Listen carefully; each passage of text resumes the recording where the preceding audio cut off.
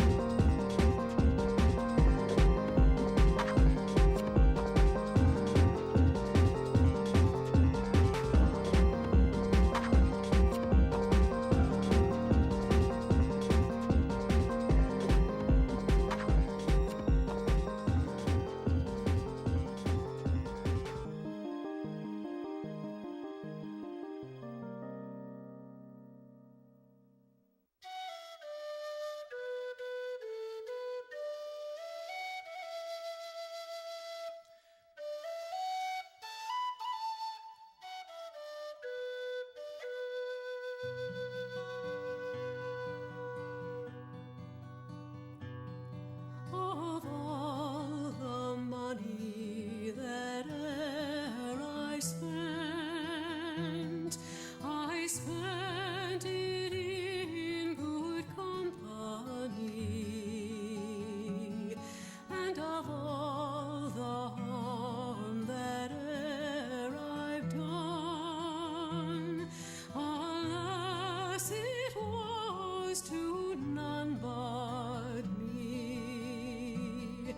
And all I've done for want of wit to memory I can't recall. So fill to me the parting glass. Good night and joy be with you all.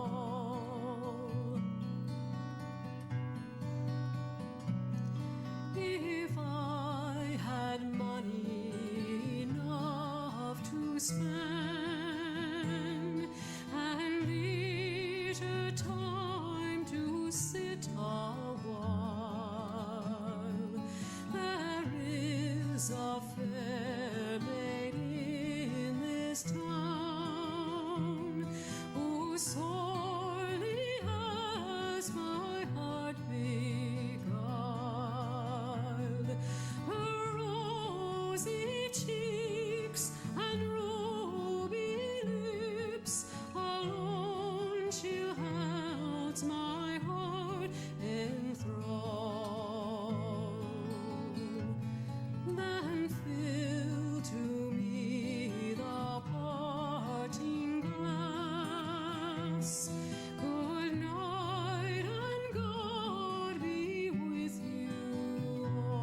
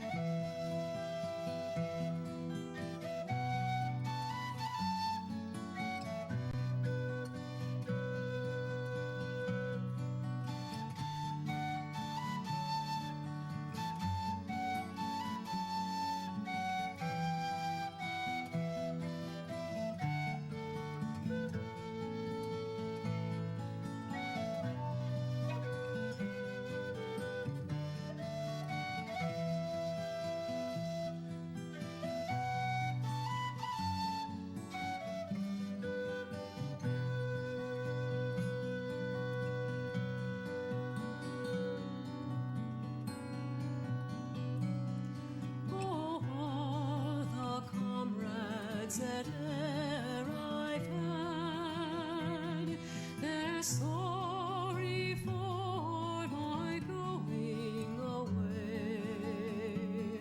And of all the sweethearts that e'er I had, they'd wish me one more day to stay.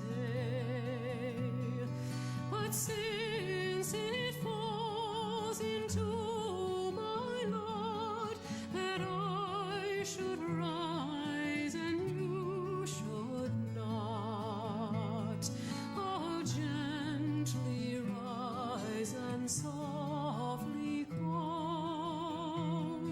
Good night and God be with you all. So fill to me the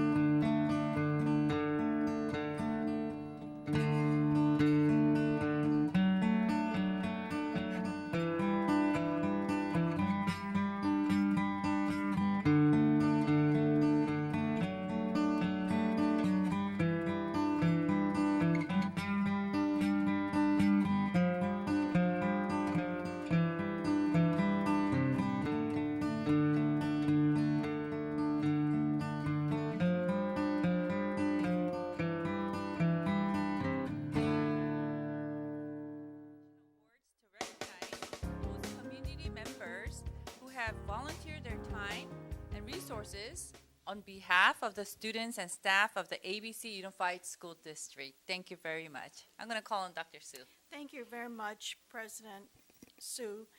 I would like to thank the community members for coming tonight to be recognized for their volunteer service to the staff and students of the ABC Unified School District.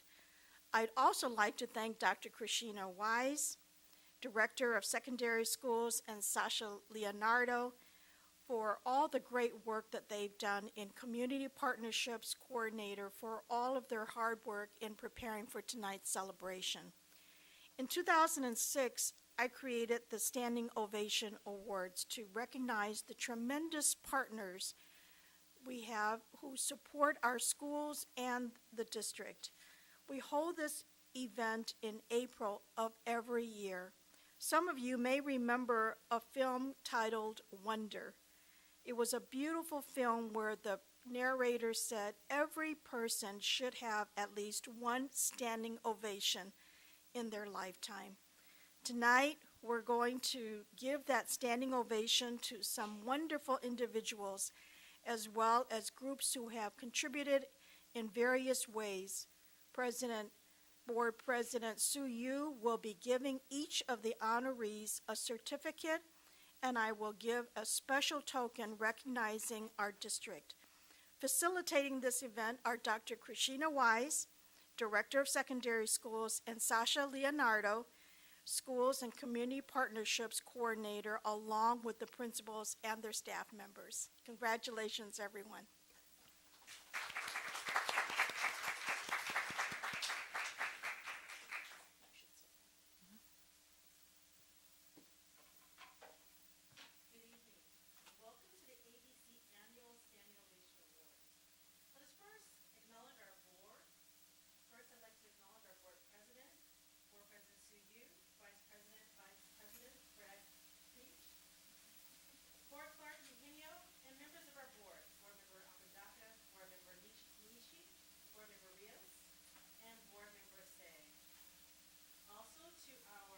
Superintendent, Dr. Mary Sue, to our cabinet, staff, and community. My name is Christina Wise, and I proudly serve ABC as a director of secondary schools.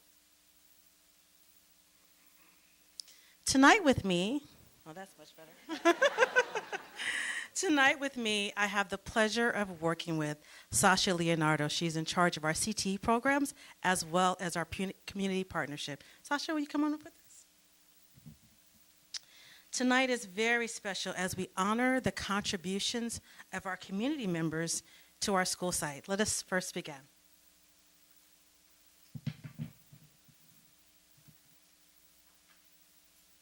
Thank you so much. It's with great pleasure that I invite our first awardees to the stage. I would like to invite Audrey Rios of Academic Services to honor the community members of the Day of Remembrance volunteers, Jeanette Fuji, Jenny Chamori, Kyoko Oda, June Ayochi Burke, Mike Hachimonjiji, Richard Murakami, Minoru Tanai, Kei Susumu Oda, Joyce Okasaki, Iku Kiruyama, and Jason Fujii.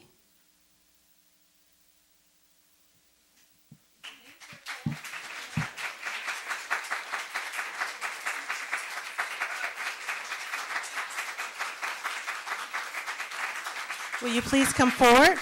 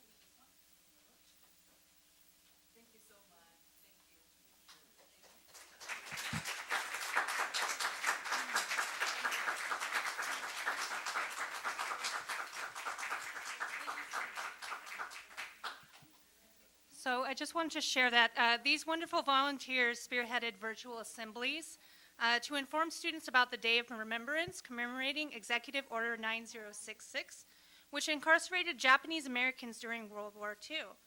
It's important to note that this year marks the 80th commemoration of this day. These assemblies took place March 16th through the 18th, and over 30 high school and middle school classes joined live Zoom sessions to hear firsthand accounts of the experiences of these amazing volunteers and the lessons they teach students about creating and protecting the kind of world that they want to live in. I am so happy to honor our volunteers, especially since we're able to do this in person after so much time. And additionally, have a couple of items for you to thank you and to serve as reminders of the impact you have made.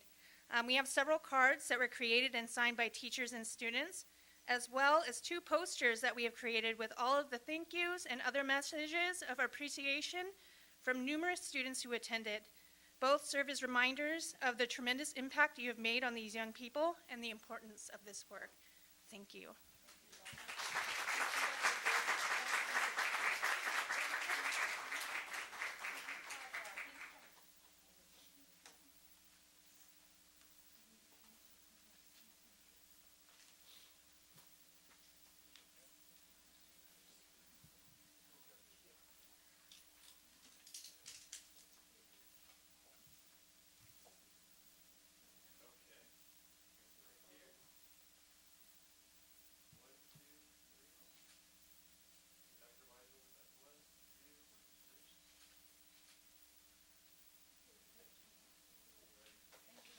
Thank you very much.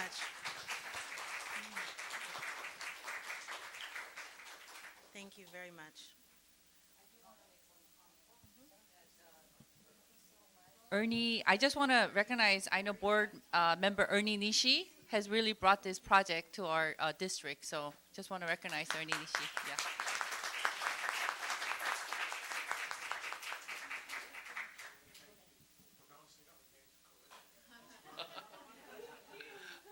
So this is impromptu, but our district is very honored to have these people who are in their 10th decade to spend their valuable years of their life to come to our district for the last 4 years, making a difference for all of us. These people suffered through a very difficult time, and the kids responded. And I saw it from the kids' perspective, the students' perspective. The students asking very intelligent questions as to what did it feel like to have this situation happen to you. The girl, third from the right there, was a picture, I think, it was a picture of you from Ansel Adams when she was just a little girl and she was put in jail for no reason. No reason. And so for the kids to see that and be able to feel history in their heart, more than just a piece of paper, to realize that our Bill of Rights depends upon these kids growing up and understanding that these Bill of Rights are just paper unless you fight for the things that you believe is right. And I think that we've set a strong foundation for our district and hopefully the rest of us when a bad situation happens again, and maybe it's the Muslims or maybe it's the Mexicans or maybe it's another group of people where we think there's an expediency that we would like to give and trample on these particular rights. So I'm so glad that these people gave their personal experience honestly, truthfully, and they are making a difference for all of us into the future. So thank you.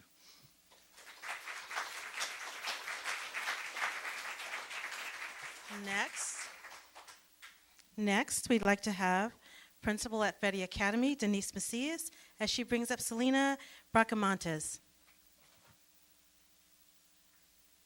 And she's coming with State Farm.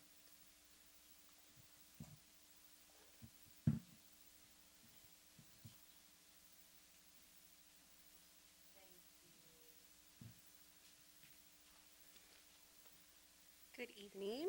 I'm Denise Macias, Principal at Fetty Academy, and I nominated Selena Bracamontes from State Farm because she donated gift cards as attendance incentives for our students, not only last year when it was a little bit challenging to get our students to unmute and show us their face on camera, but this year as well. So I want to say, and I know it's going to be cheesy, but like a good neighbor, State Farm is there.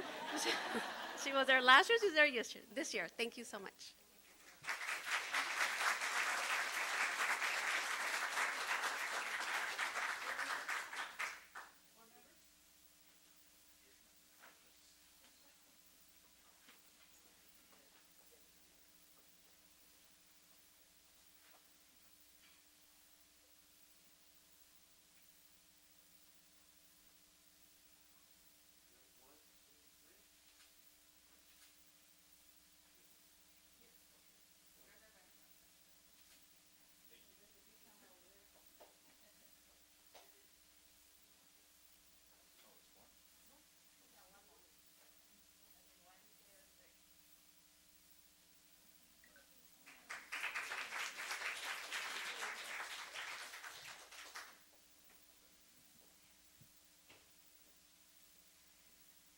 I'd like to invite our next principal to the stage, Julie Yabumoto from Palms Elementary School, who will be honoring Cynthia Corrales, PTA President and Community Member.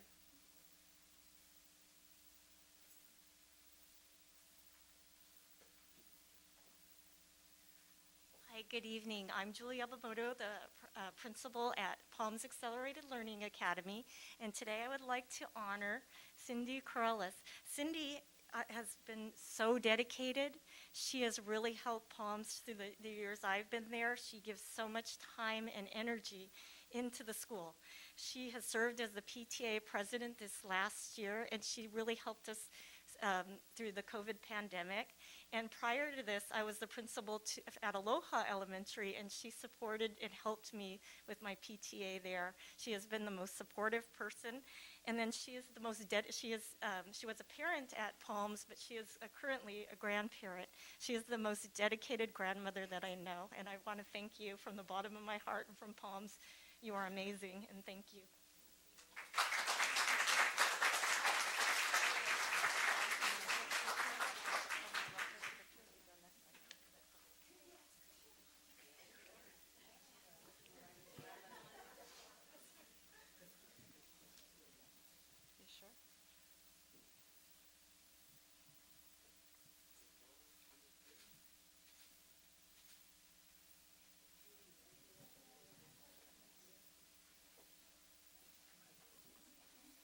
Next, from CTE and Community Partnerships and Secondary Schools, we have our very own Sasha Leonardo, and she will be bringing up Cerritos College, Colleen McKinley.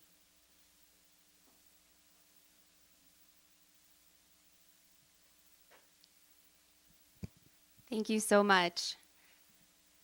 The ABCUSD CTE and Partnerships Department is honoring Cerritos College Office of Education and Partnerships, which is led by Colleen McKinley, for their commitment to supporting ABCUSD students in becoming both college and career ready.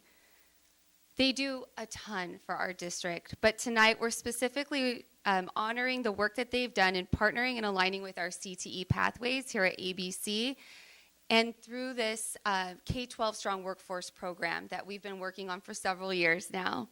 It's a joint grant program effort between the CDE and California Community College System, in which ABC has been awarded over $3.8 million in the last 3.5 years.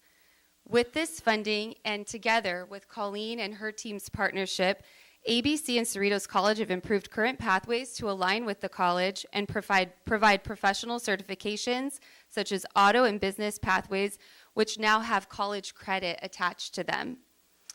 We've also developed the first of its kind, 2 fully dual enrolled pathways in sports medicine and, coming this fall, Amazon Web Services cloud computing. Because of this, our students will graduate with 12 units of college credit. Upon graduating from ABC, they'll have completed their pathway and will also have certifications in which they can get immediately hired. Thank you, Colleen and the Cerritos College team.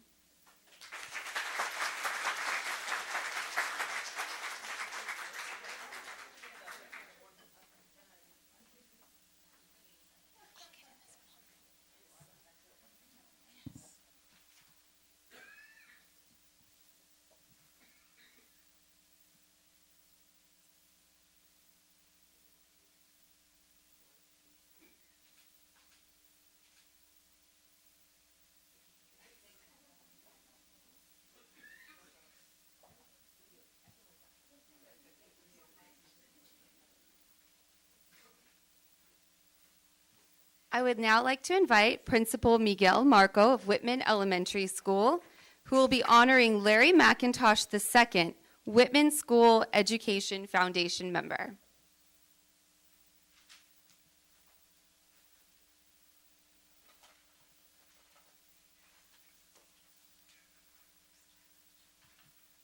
Thank you. I'd like to honor tonight Larry McIntosh II. Larry is one of the first people I met when I ever got to Whitman. He has served as the foundation president for almost 10 years, and he's done a spectacular job. Larry has a warm and calm demeanor, and he brought that to foundation every single meeting. And with that, our funding went up, as well as our participation. Thank you so much, Larry, for everything that you have done for Whitman.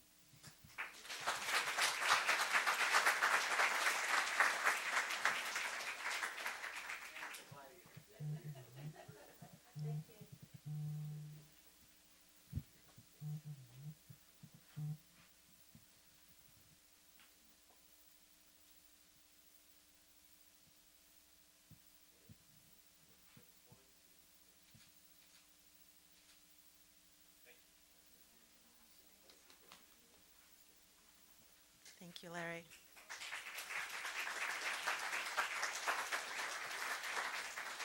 Next, we'd like to invite up our principal from Aloha Elementary School, Danielle Saldivia, as she is recognizing Vision to Learn, Eric Sanchez.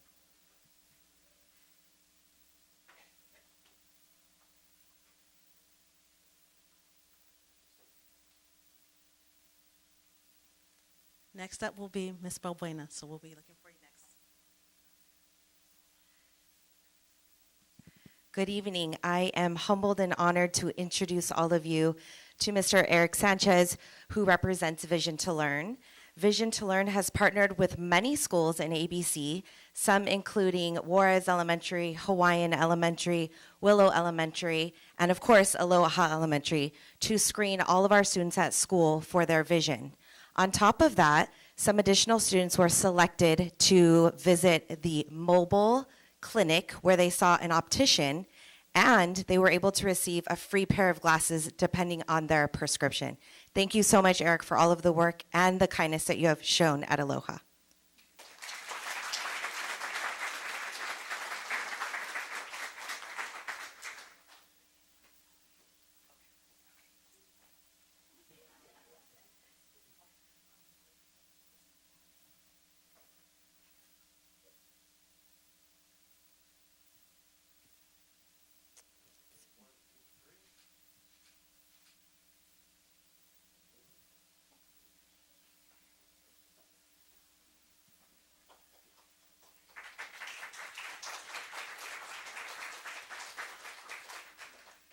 And next up, Juarez Elementary School Principal Christine Balbuena will be honoring Billy Furman of 360 Marketing.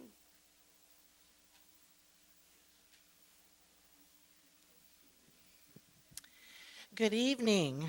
On behalf of the student staff and parent community of Juarez Academy, I'm very happy to announce our award recipient, Billy Furman with 360 Marketing. He's one of our newest community partners at Juarez Academy.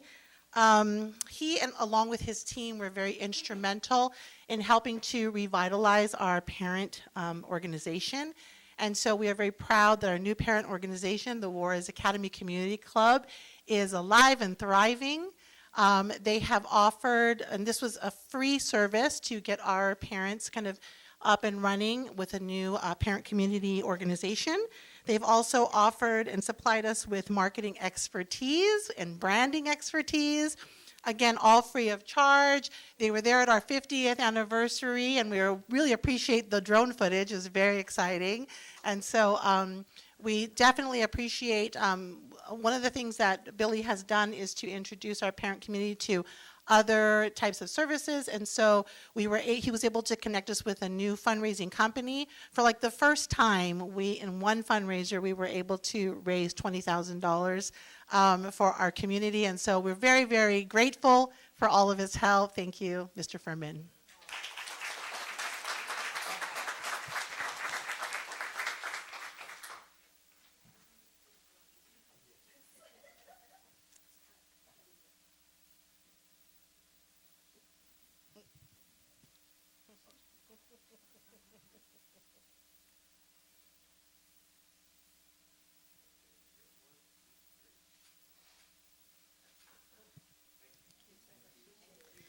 Next, we'll have our principal from Ferguson Elementary School, Alejandra Gutierrez, bring in Dandy DePaula from Dandy and Friends.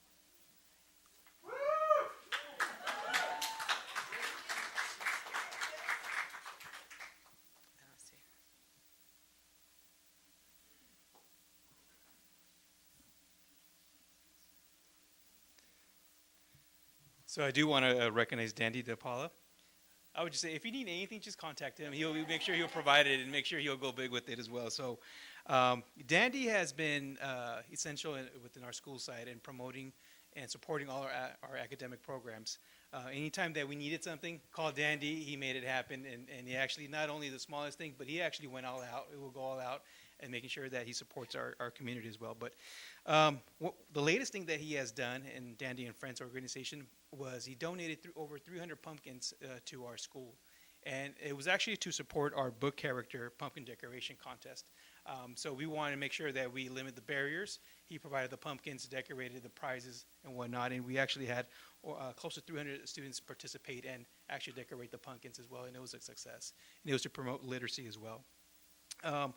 We also had a fun literacy activity within the school that was Ferguson Read A Lot camp, right? So he also promoted and gave the prizes for the and the treats for the students. So he's always been there for us. He's always been there for the community. He's always been there for our students as well. And thank you, Dandy, for everything that you have done for us. Thank you.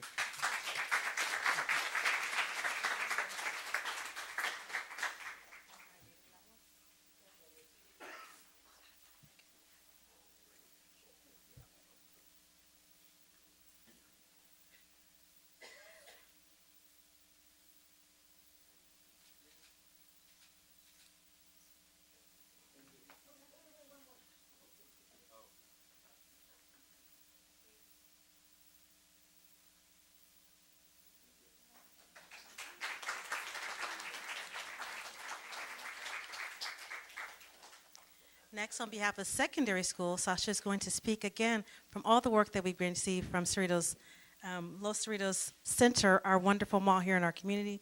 Can we have Mr. Nicole Fulton's here. So Nicole, will you please come up? Nicole's not here? Okay, we'll go to the next name. Next, our principal from adult school, Nancy Amara. She will be recognizing our LA Palma Intercommunity Hospital.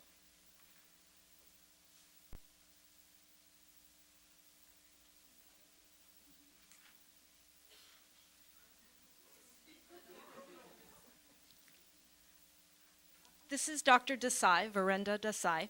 Since 2008, Dr. Desai has been accepting ABC Adult School medical assistant students as externs. He loves to be able to teach and guide them in their journey to become certified medical assistants. He is always willing to take students on rotation, and he always allows students in the room with him and the patients, if the patients agree, as well as watch the medical procedures. ABC Adult School, we produce amazing medical assistants, but it's only in conjunction with our community partners such as Dr. Desai. So we couldn't do it without you, Dr. Desai, and we thank you so much.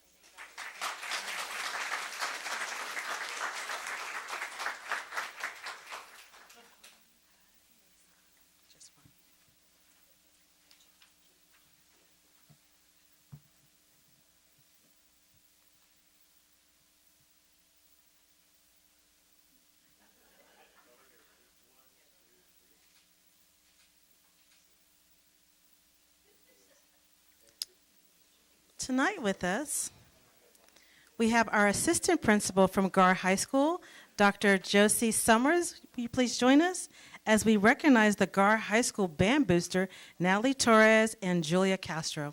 Please come forward.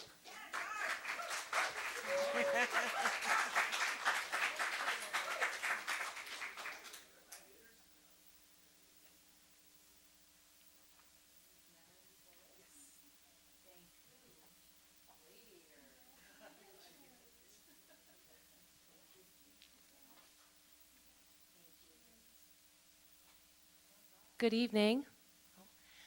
When we were first approached to recognize a group of individuals who have done a tremendous amount of volunteer work with our school site and our community campus, Without hesitation, our GAR boosters for our instrumental program came to mind. Our GAR Band Boosters are a nonprofit volunteer organization whose mission is to support students in programs associated with the GAR High School Instrumental Music Program under the direction of Mr. Loney. These hardworking and dedicated families keep our students fed. And by the way, if you don't know how much it costs to feed a student who's in high school, try stopping by sometime to see what happens at the chow line. It's pretty amazing. This happens during our band camp, long rehearsal days, which we know stretch into the nights. They help to build and construct our props for the marching band show. They sew and alter our band uniforms and our color guard flags. They transport equipment and instruments to competitions and fundraise year-round to be able to provide additional instructors and coaches. The GAR Band Boosters organize and run the, quote, GAR Invitational Field Tournament every year, the largest event on our campus with upwards of 30 marching bands and more than 5,000 student performers and spectators. So on behalf of the GAR High School community, we want to thank you for all the work that you pour into our students and our families. It shows.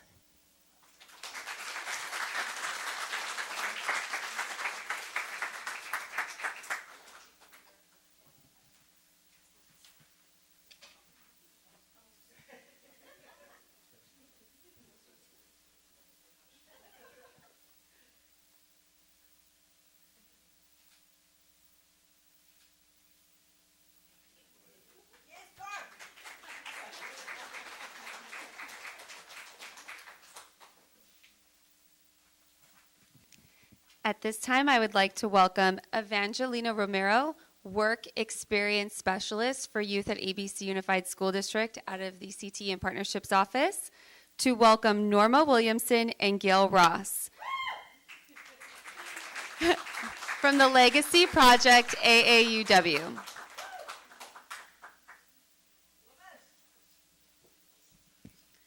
Good evening, everyone. Tonight, the CTE and Partnership Department is honoring the American Association of University Women, also known as AAUW. This is the La Palma Cerritos branch. Tonight, we're joined by Norma Wilson and Gail Ross, who developed this unique internship program entitled GovTurk.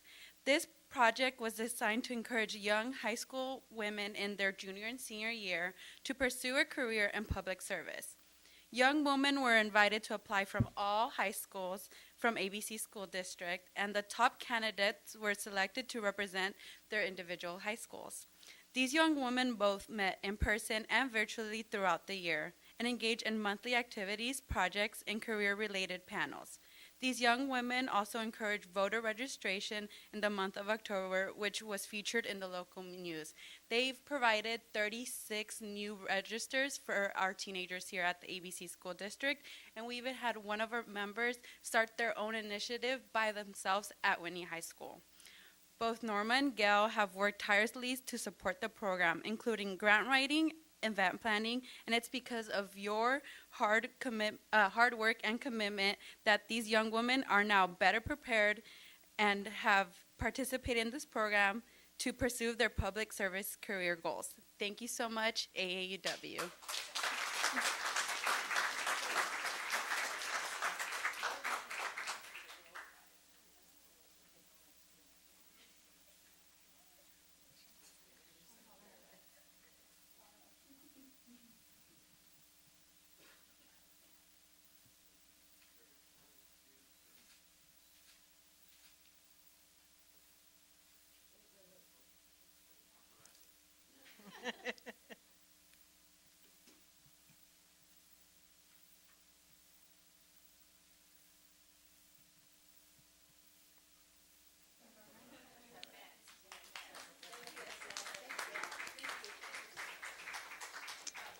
Next, we have our principal from Cerritos High School, Mr. Patrick Walker, as he's honoring Dr. Wang from Kaiser Permanente.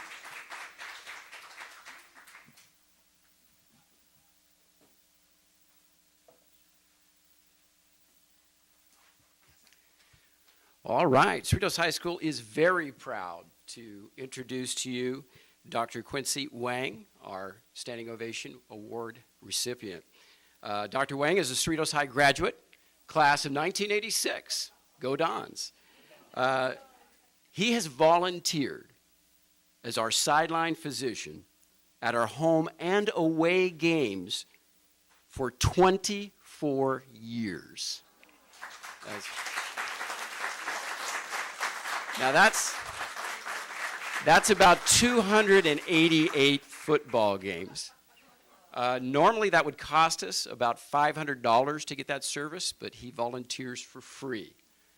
And I'll have to say, those 288 games, we've won the league title the last couple of years, but there were a lot of losses. But it never deterred his spirit, always kept our players safe and healthy. Outside of his medical practice with Kaiser Permanente, he teaches athletic training at Long Beach State. He brings a wealth of knowledge and skill that is unsurpassed by any other football program in the area. Our standing ovation recipient, Dr. Quincy Wang.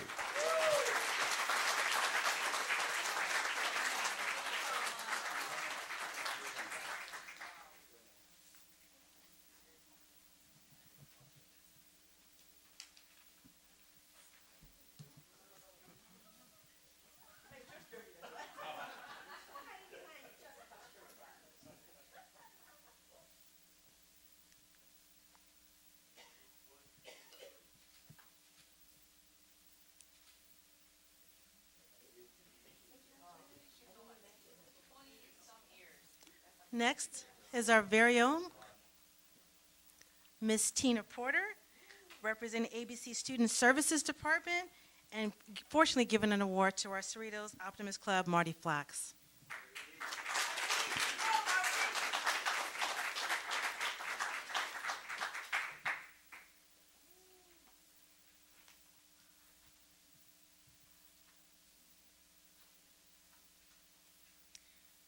Thank you. I couldn't be happier to have this opportunity to recognize Marty Flax from the Cerritos Optimist Club. Cerritos Optimist Club, this is a valued partner with ABC Cares, our community center located on the Fedi campus.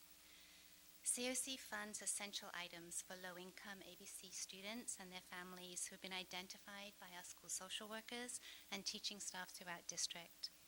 Their donation means we can buy brand new items such as toiletries, hygiene products, underwear, school-appropriate clothing and uniforms, closed-toed shoes, even laundry soap and corders for the laundromat.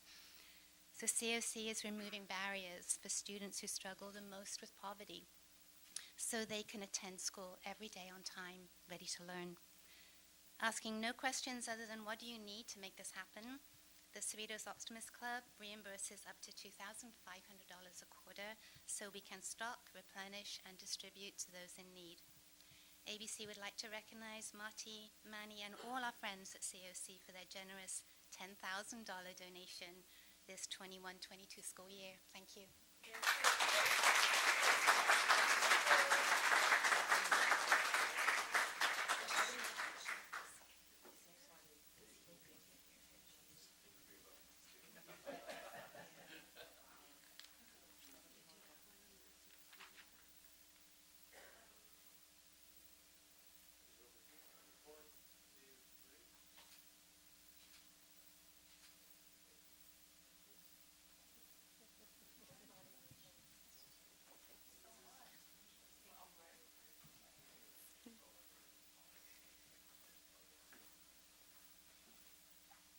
At this time, I'd like to call Principal Karina Matier of Melbourne Elementary School, who is honoring Stephen Schultz, Vice President of Men's Program, LA Mission.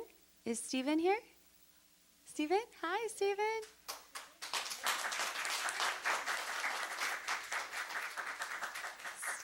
Stephen, thank you so much. I'll go ahead and read the what Ms. Matier wrote about your service for ABC, and thank you. Mr. Stephen Schultz has been such an advocate for Melbourne scholars. Thanks to his advocacy, the Melbourne scholars have been provided backpacks with school supplies, jackets, holiday gifts, and more. His support of Melbourne community has made an enormous impact with our scholars and our families. Thank you so much, Mr. Stephen Schultz. Thank you.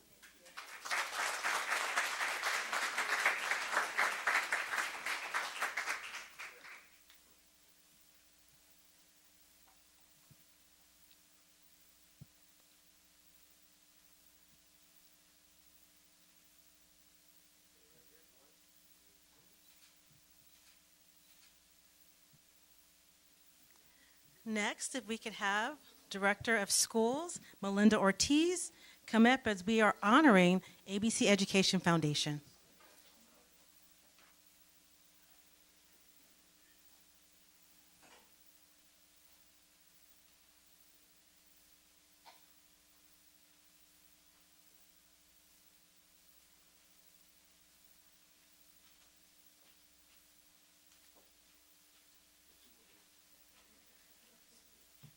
They were being bashful. They didn't want to come up. ABC Unified School District is proud to honor the ABC Education Foundation for the Standing Ovation Award. The ABC Education Foundation is a nonprofit organization founded to support the district's goals of raising student achievement and overall educational experience. The ABC Education Foundation provides financial support and enrichment programs for ABCUSD students through fundraising efforts, close partnerships with other local communities. The foundation was funded in 2011, I remember that, by committed educators and staff, and I know Dr. Sue was this was her heart. The ABC Education Foundation was formed by our student success by funding programs that do not receive adequate funding. Funds from the foundation allow teachers to go above and beyond and allow for students to become passionate about learning and to thrive in school. So some of the things that the foundation have done over this past 10 years or so, 11 years. One of the things that is one of my most favorite is the ABC Fun Run, which is our biggest fundraiser. And our board committed members are here tonight to receive this award. So I'd like to introduce Joseph Porter. You just heard another Porter a minute ago. Yes, there is a relationship there. And Joseph has been our president for a number of years. Thank you, Joseph. And Heather could not be here this evening, Heather Summers. And our former treasurer is here this evening, Serena Yuan, as well as all of our other board members that have served over the years. I know Mr. Apodaca was one of our board members when I first came on the foundation. Some of the things that they have done over the years, as I began to share, is they've been able to put forward some grant writing supports for our schools. They've offered letters of marketing efforts to donors, and they provide scholarships such as the CTE Pathways to Success scholarships made possible by the Giordano family. The ABC Education Foundation has continued to be an incredible support to our district. And in the past 2 years, during the time which we were in the pandemic, the foundation has provided school supplies, backpacks, and social emotional toys for students to support both virtual and in-person learning. The foundation has also supported the Diversity Art Contest, 2 rounds of the CTE Scholarship, both district and school-based events, and the annual mini grant program, which this year awarded $37,000 in grants to support 20 programs at 12 of our ABCUSD schools. Thank you, ABC Education Foundation, from the bottom of our hearts. You certainly have earned this award.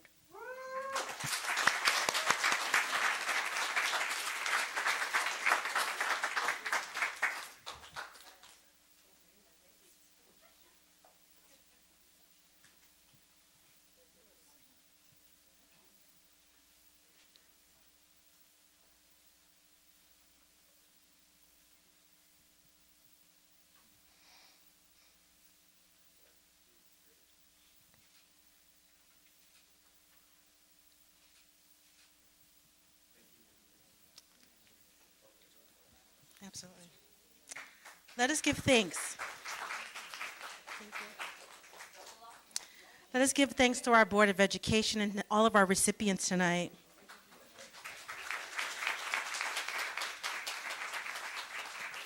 Before we close tonight, every March, the State Assembly honors women from across the state for their remarkable contributions to the community in celebration of Women's History Month. The nominated women must exhibit qualities of courage, strength, and vision. Our ABC Foundation nominated our very own Sasha Leonardo for Woman of the Year.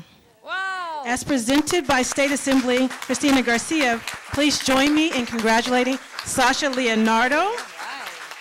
It is awesome to work with her and my pleasure to be a part of her team.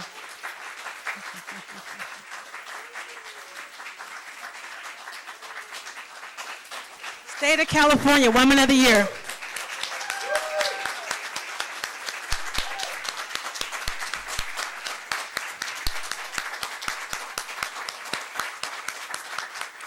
Because everybody deserves a standing ovation, Sasha. You do.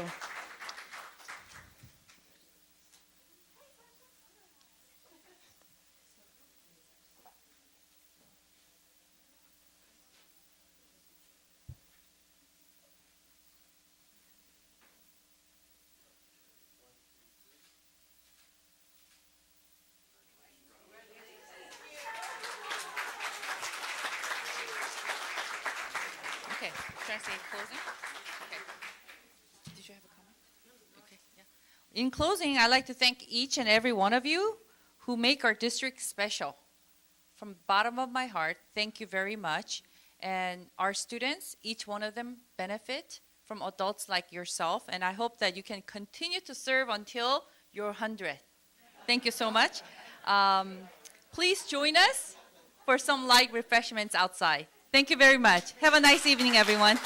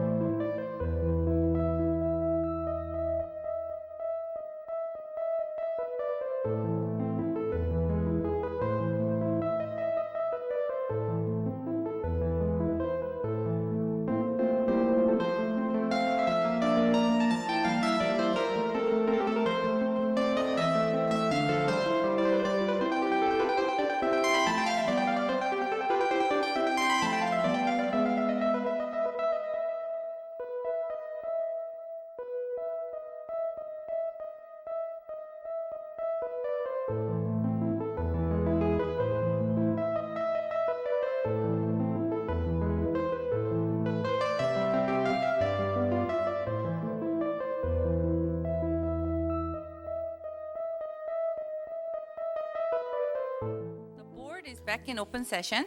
May I have a motion? So moved by Sophia. Eugenio, second. All in favor?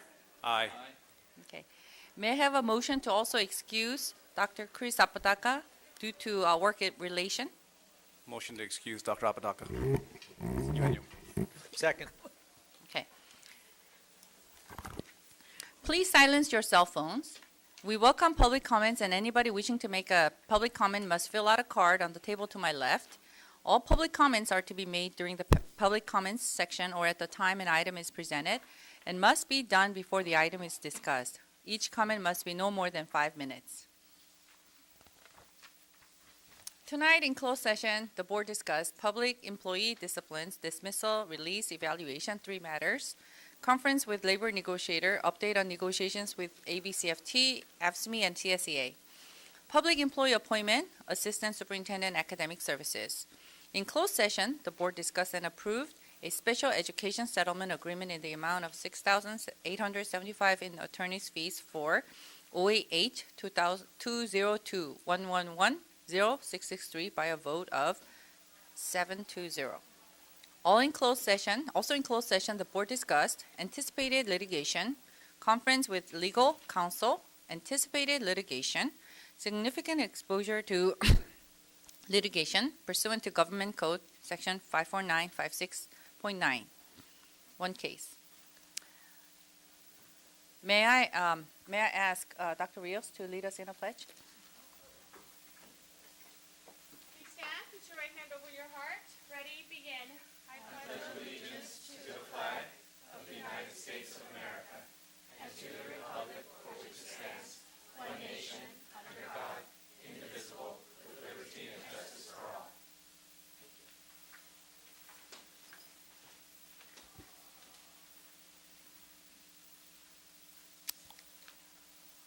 May I have a motion to approve the agenda for regular meeting of April 5th, 2022? Motion to approve, Eugenio. Second. All in favor? Aye. Okay. May I have a motion to approve the minutes of the regular meeting of March 15, 2022? Sophie, approved. Eugenio, second. All in favor? Aye. Okay, motion passes. 6-0. May I have a motion to approve the minutes of the special study session of the board of March 22, 2022? So Motion. moved, Beach. Eugenio, second. All those in favor? Aye. Okay, motion passes. Okay, good evening, everyone. Last week, I attended Optimist Club's award evening at the Liberty Park, and 6 of our students from the ABC district were awarded Student of Excellence and awarded $200. And the Optimist Club is doing a lot for our ABC school district. Great partners. Thank you very much. And their testimonies, and they were sharing how the teachers were their champions, but also their parents, and some of them really thank God for pulling them through the difficult, periods of the past 2-3 years of pandemic. So it was a very meaningful evening. Really appreciate that. And also, I wanted to share with the community that this past 2-3 years have been difficult. going through the pandemic, but I do want to applaud our district for pulling through this difficult period together and did a pretty good job of doing the hybrid, shutdown hybrid, and open session, and open, in-person learning. We came through together. And we do have challenges. We continue to have challenges, but we can really work through together. And one thing I wanted to bring to our public's attention is the bell schedule. I know there's a little bit of frustration, but I did wanted to share that last week on March 31st, if you look at the report, it's all public information, that in 2019, Governor Newsom signed Senate Bill 328 into law, requiring the school day for middle schools to begin no earlier than 8 o'clock, and high schools to begin no earlier than 8:30 a.m. So as a result of this, this has to be implemented by July 1st, 2022, which is this year. And ABCUSD is implementing this state mandate in the coming school year. And as a result, the beginning bell schedule for each students in high school, middle school, and elementary school have changed.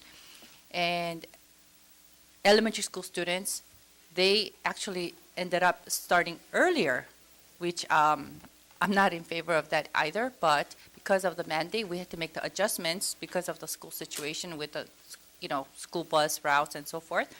But I think that our schools could have done without the mandates. We were doing fine and during the pandemic, but just wanted to explain that and bring that to your attention to the public. So thank you again for tonight's standing ovation, all the recipients. I mean, it's so inspiring. After they retire, they give their time. And, one doctor, 24 years of serving and attending the football games. So that was so inspiring. Just each and every recipients of the Standing Ovation Award. Thank you very much. And that's it. That's the end of my report. Next, we have student board representatives. Okay, we have Taymim Hussain and Amira Muthalib of Gar High School. Please come up to the podium.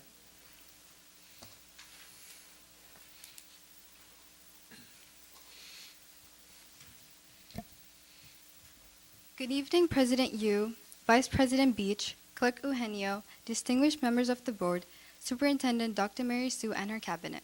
My name is Amira Muthalib. And my name is Taymim Hussain, and we're here to present our board report. For the class of 2025, the freshman class is currently having a Dip and Dot sale. They are also working to plan a movie night where they will raise funds by selling snacks. The sophomore class is currently hosted our winter formal dance on March 19th for approximately 200 students. Also, they have began looking for a prom site for the 2020-2023 school year. For the class of 2023, the junior class is currently working on this year's prom, which will be held on May 21st. They are fundraising and holding class meetings to prepare for other upcoming events. For the class of 2022, the senior class is currently planning the Sadie Hawkins dance, which will be held on April 9th at Knott's Berry Farm. They have also been selling tickets for Senior Privilege Day when seniors get the opportunity to go to Six Flags Magic Mountain. They are also planning Grad Bash, a graduation celebration at Universal Studios. For academics and College and Career Center, over 1,000 students received Principal's Honor Roll and Honor Roll certificates for the fall semester. We also posted photos of all our 4.0 student GPA students in the hallway in the front office for all to see. We are working on T-shirts for our scholar athletes and 4.0 students to highlight their academic success. Just last week, we held an AP fair to showcase and promote all our AP courses on campus. Also, ASP represented GAR on the Black History Month panel put on by ABCUSD in February. College and career activities and workshops include conducting classroom lessons on college and career exploration, hosting weekly workshops focused on filling out financial aid applications, collaborating with Cerritos College for the completion of the Cerritos Complete Promise program, and more. Their upcoming events include gathering data through the school-wide senior survey, as well as planning senior signing day. For clubs, our Commissioner of Clubs, led over 25 clubs and other student organizations. They host monthly meetings to inform club presidents about current events taking place at GAR. They are currently working on a club symposium for future leaders of clubs, sports, and other programs on campus. For diversity and inclusivity. For Multicultural Week, our Diversity and Inclusivity Commissioners are organizing lunch rally performances, activities, and dress-up spirit days in partnership with other cultural clubs. Throughout the semester, our Inclusivity Commissioners have planned multiple lunch rallies dedicated to diversity. They've also created numerous Instagram posts and bulletin announcements highlighting a multitude of communities. For ASB has been busy putting on weekly lunch rallies, which include games, trivia, and speakers to promote school spirit and inform the student body about important dates. Some rallies focus on Kindness Week, Valentine's Day, and St. Patrick's Day. During the month of March, ASB attended a beach cleanup at Rosie's Dog Beach in Long Beach to give back to our community. We have also held elections to determine next year's executive and class cabinet officers. We are currently holding interviews to determine next year's ASB appointed positions and are looking forward to getting things ready for the next school year. For athletics, we are excited to announce that our boys and girls wrestling teams qualified for CIF. Our coaches are working with the Commissioner of Athletics to recreate the Gladiator of the Week award, which recognizes our hardest working athletes. Aquatics and football have new coaches, Coach Rodriguez and Coach Joe Whitmer. Football also has 3 2021 San Gabriel Valley All-League players, Josh Rubio, Jaquan Miller, and Tristan Contreras. Arts. Theater is bursting with enthusiasm to open Aladdin on April 6th through the 9th. As usual, our GAR Marching Gladiators had another successful marching season, winning their 7th consecutive state championship title. Concert band and wind ensemble have earned superior status. The drumline placed first place at several competitions, and the Winter Guard have also had a successful season. May we ask a question to the board? We are concerned that our funding from Proposition BB monies won't go as far as the schools that were chosen to go through the upgrade before us. Basically, GAR isn't going to get the same bang for our buck because of the current level of inflation, especially with building materials. Our question is this. Is the board considering GAR's decrease in the level of investment because of high inflation? Will you take into account when allotting funding for our site next year? We just want to advocate for equality for our school. Perhaps the district could subsidize our upgrades so that our students don't get shortchanged compared to the sites that were selected to go first.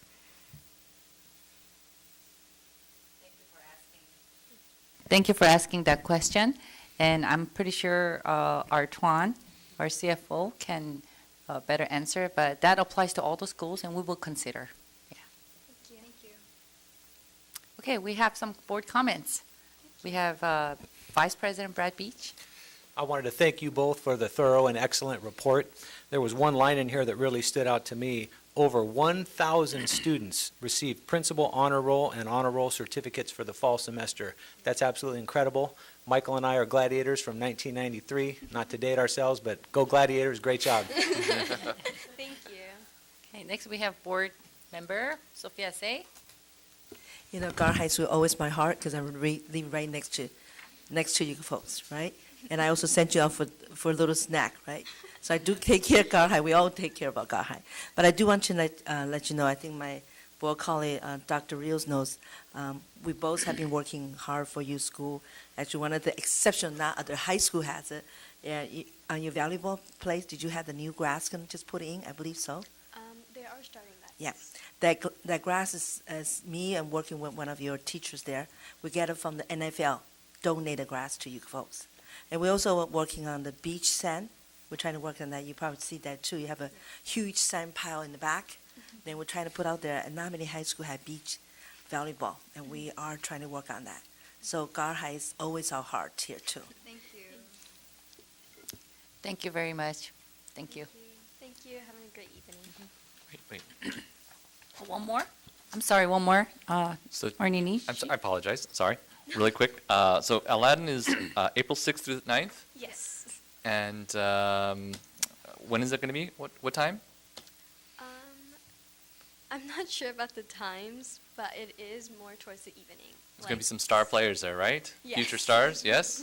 Great. And I also wanted to recognize the parents as well, who brought these great kids to give this great presentation. I mean, it's amazing that these kids can do this, and not kids, these students can provide that in front of us and not be flapped and ask us hard questions.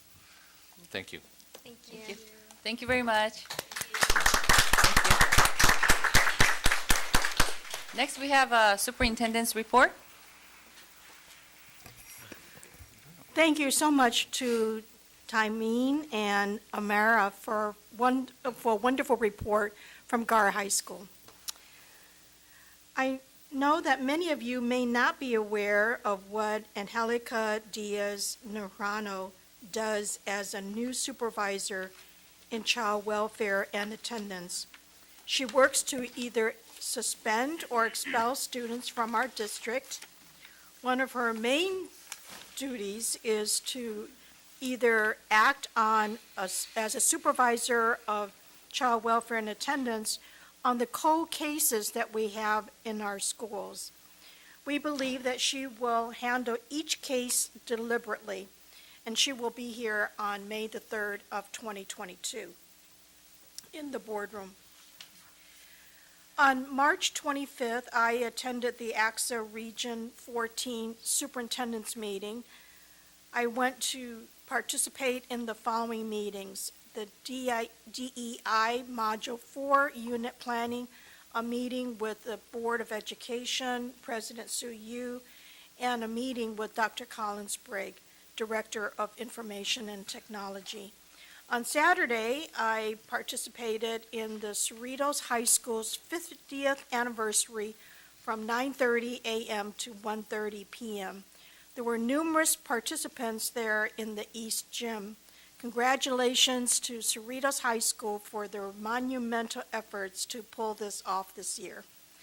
On Monday, March the 28th, our cabinet celebrated with Dr. Valencia Mayfield II, Assistant Superintendent of Academic Services, to congratulate her on her retirement.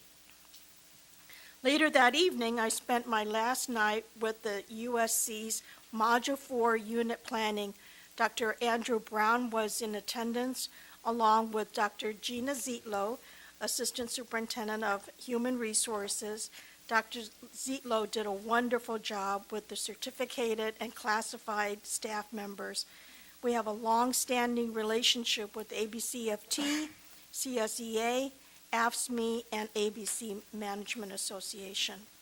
On Tuesday, March the 29th, I spoke with Dr. Miguel Cardona, as well as Congresswoman Linda Sanchez in Pico Rivera's gym. They spent time talking with a small group of El Rancho High School. I also participated in the district summer leadership network weekly professional development session. On March the 30th, I participated in the AXA Region 14 Equity Conference. We had a special speaker with us that night. On March the 31st, I participated in our ABC Leadership Enrichment Academy monthly meeting. Guests from Thriving University provided a wonderful presentation. On April the 1st, I also attended the AXA Superintendent's Academy Quality Control meeting. I concluded the day with a tea ceremony club at Whitney High School event. And on April the 2nd through the 4th, I participated in the National School Boards Association in San Diego. The event was a wonderful experience for me. We had Don Dominique, who spoke on Sunday, April the 3rd. He is the CEO for AASA. On Monday, I heard a lively session for speakers throughout the morning. That concludes my report. Thank you, Dr. Sue. Do we have any employee reports tonight? None? Okay, moving on. We have public hearings. Initial proposal from AFSCME. I would like to open a public hearing On the initial proposal submitted by the American Federation of State, County, and Municipal Employees, AFL-CIO Local 2229, Council 36, AFSCME, to reopen negotiations for the 21-22 school year on Article 2 recognition, Article 5 union rights, Article 6 dues deduction, Article 7 compensation, and Article 8 health and welfare benefits. Copies of the initial proposal are available for the public to view. Are there any public comments? I do not see any public comments on this matter, Madam President. Hearing no comments, the public hearing is closed. District response to ABCUSD. I would like to open a public hearing on ABC Unified School District response to the American Federation of State, County, and Municipal Employees, AFL-CIO Local 2229, Council 36, AFSCME, initial proposal to reopen negotiations for the 21-22 school year with the intent of negotiating for a successor collective bargaining agreement for the 1922 master contract, specifically addressing Article 7, compensation, Article 8, health and welfare benefits, and Article 9, calendar, and Article 14, layoff and re-employment. Copies of initial proposal are available for the public to view. Are there any public comments? There are no public comments on this matter, Madam President. Okay, hearing no comments, the public hearing is closed. Okay, general public comments? Thank you, Madam President. Persons wishing to address the board should fill out a card located on the table by the door and place it in the silver tin. Speakers will be called in sequence during public comment section, which is limited to 1 hour, and each speaker to one presentation of 5 minutes, unless the board wishes to waive the time limit. Those who have a group concern are encouraged to select a spokesperson to address the board. Persons wishing to address the board on a specific agenda item at the time the item is under discussion are limited to 5 minutes each and will be called to speak following the staff comments and prior to the board's discussion and taking action. Please be respectful of the opinions of others and allow them to make their comment without interference from the audience. Adverse remarks about a person's race, ancestry, ethnic group identification, religion, color, national origin, sex, sexual orientation, gender, mental or physical disability, or age may not be made. Please avoid remarks or charges which reflect upon the character, motives, qualifications, or ability of any school district employee. Concerns presented to the board will be followed up and addressed by the appropriate staff. Our first speaker, we have Audra, followed by Ryan from the Gavel Project, and Celia Spitzer.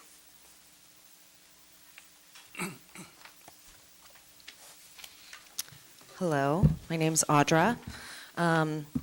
So I guess there's a little bit of concern here with all of the violence going on in this school district and what's happening about that. But it also kind of goes into the fact that these mandates are still happening and kids have to be, testing or taking masks or vaccines.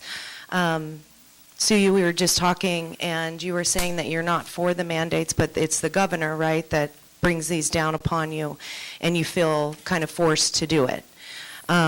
But then I wonder, how is it that, when are children going to matter enough that we stand up against things like this? And I think about the nearly $50 million that the district has gotten, which is about $2,543.80 per student. And is it the money that is keeping you guys from actually protecting the children? And that becomes a problem because we should never sell children out for the sake of money. They are basically being mentally abused by a lot of these things and different things that go on in the schools. If we don't stand up for them, who will? It's easier for adults to stand up against these things, but even when children do dissent from this agenda, then they are retaliated against and they get in trouble. And I just wonder what does it take to actually protect the children?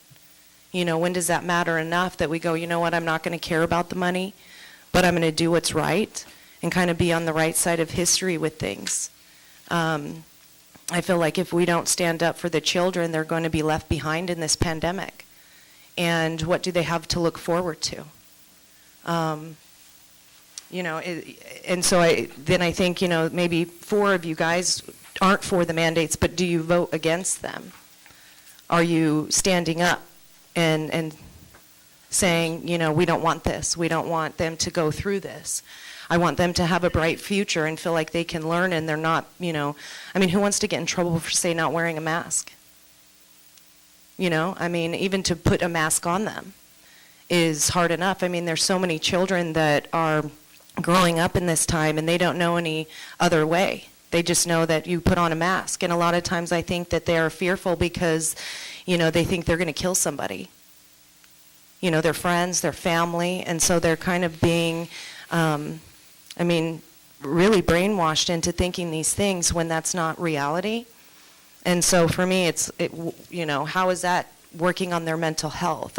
You know, I mean, children want to kill themselves right now. They, you know, are feeling like, you know, they're going to harm somebody.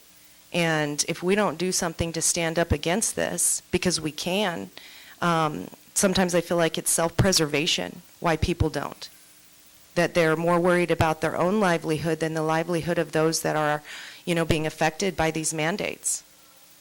You know, at what point do we just do the right thing because we know it's the right thing and not go, well, my hands are tied? Because at the end of the day, they're not. You know, it just takes standing up against all of these things. And if, you know, we don't show children that they can do that, I mean, we have a constitution, right? And that's the law of the land. And all of these mandates and all of the, you know, ordinances and things go against that. And I feel like sometimes they may not want to teach children that so that they would say, you know what, I don't have to wear a mask. I have the right to breathe freely. I have the right to decide whether or not I put a, you know, injection into my body or take a PCR test. You know, I just feel like what do the children have to look forward to if we don't do something for them and make sure that their future is bright and not filled with things where they feel like I'm just going to be in trouble all the time, you know? And so I just appeal to you to think and dig deep in your heart. And I don't know if any of you are Christians, but, you know, do you want to be on the right side of history, and are you willing to do whatever it takes to make sure these children are protected? And if not, then you know, maybe you need to rethink about why you're in this position, because wouldn't that be the reason to do it, to ensure all these children have a future that they can look forward to? They don't feel like, you know, I'm going to get in trouble for something that they shouldn't be. So I just, you know, pray to God if you believe in God, but also just seek within your soul and where do you want to be, you know, in the future on the right side of history. Are you willing to do whatever it takes? Or are you more about self-preservation and whatever, you know, makes you look good? Thank you.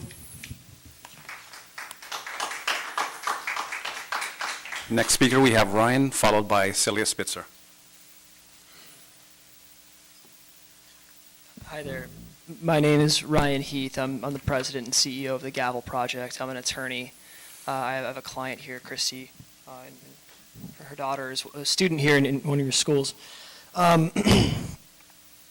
here because, well, for a number of reasons. I guess first and foremost, I want to ask you all, and I'm coming with open hands here to ask you to please go get a second legal opinion. Go see a different attorney. Because, Ms. Yu, you were speaking with us a few moments ago before this meeting, and you were saying that, very unfortunately, your hands were tied with respect to the COVID-19 mandates. And I'm sorry, that's actually just not the case. You referenced earlier a state mandate from Gavin Newsom that was part of a Senate bill that he signed into law, changing the time that your school started, correct?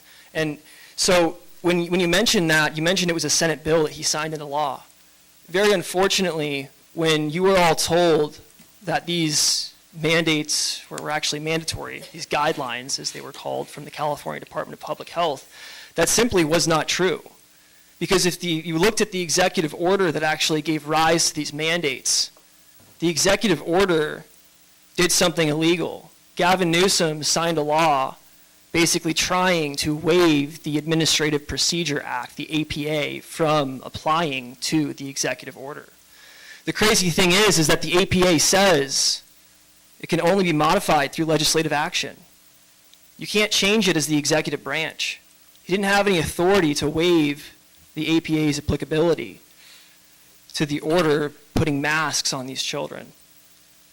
For the past 2 years, the children across the state of California have been abused for absolutely no reason, unfortunately.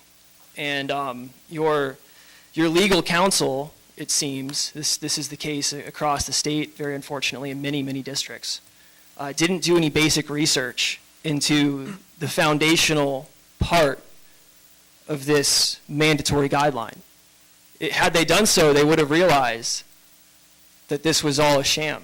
These laws have been void the entire time, very unfortunately. So we're in a bit of a predicament here. What you have is a situation where the state and state actors have taken actions that are discriminatory against students who are engaged in free speech. And that means that you as state officials, under Title 42, Section 1983 of the United States Code, by taking my client's daughter out of class every single day for multiple weeks in a row, have discriminated against her for engaging in a free speech activity, expressive conduct. You have all exposed yourselves personally to liability. And that is why I'm here. I am here to pursue justice on behalf of my client.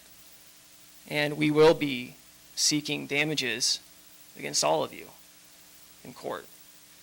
My hope, though, that the second part of why I'm here is to ask you to mitigate those damages and actually adopt a mask choice resolution and a vaccine choice resolution, because without doing so, you are still contractually bound based on the contract you have with the teachers union to keep the masks on the children based on the public health authorities' determinations.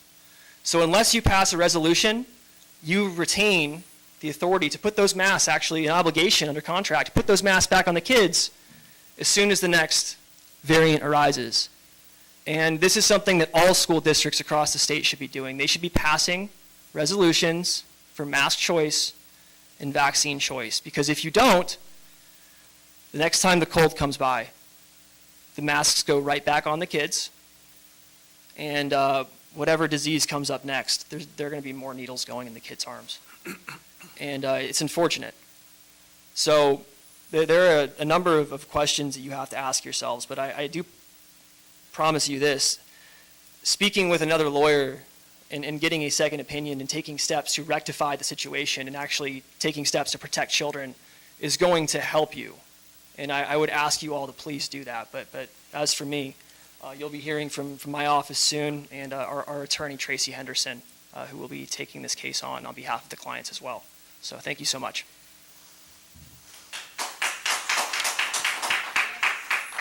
Next speaker, we have Celia Spitzer.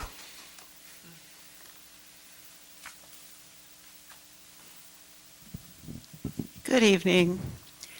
I'm going to talk to you about the importance of vaccination, particularly for children. My main source of this information is an excellent book by Dr. Perry Klass, a pediatrician in New York, called A Good Time to Be Born, and subtitled How Science and Public Health Gave Children a Future. About a third of the book talks about the development of vaccines that are routinely given to children today to prevent polio, diphtheria, tetanus, pertussis, measles, mumps, rubella, chickenpox, streptococcus, pneumonia, hepatitis B, and I hope I pronounce this correctly, Neisseria, meningitis, and are required to attend school in California. These diseases used to cause large numbers of deaths or serious illness. Many of the illnesses resulted in long-term life-altering side effects and permanent disability. Today in the U.S., most of these no longer can be found. I will specifically focus on polio, about which you probably know little and have not seen first person its potential devastating effects. Before that, I want to say how extremely disappointed I was when 5 board members at your March 15th meeting voted to adopt Resolution 21-76, which in essence asked Governor Newsom to rescind his COVID-19 vaccine mandate for children to attend school in California. The resolution also opposed SB 866,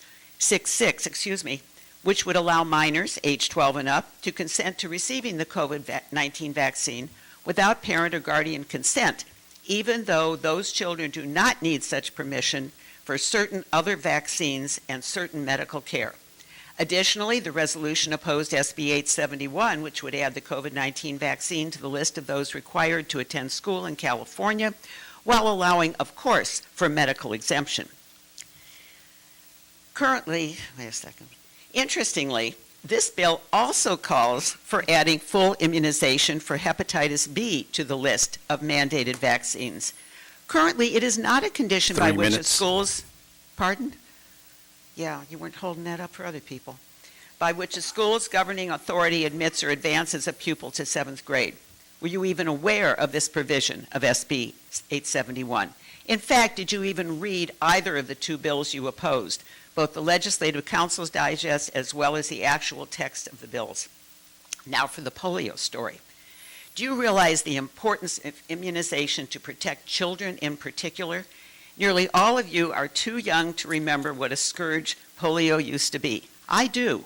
I remember not being able to do certain activities, particularly during the summer, because that was polio season, which meant there was a high risk of contracting this highly contagious disease from very casual exposure, like being near someone who was infected, swimming in the same pool, drinking from the same water fountain, or attending the same indoor event.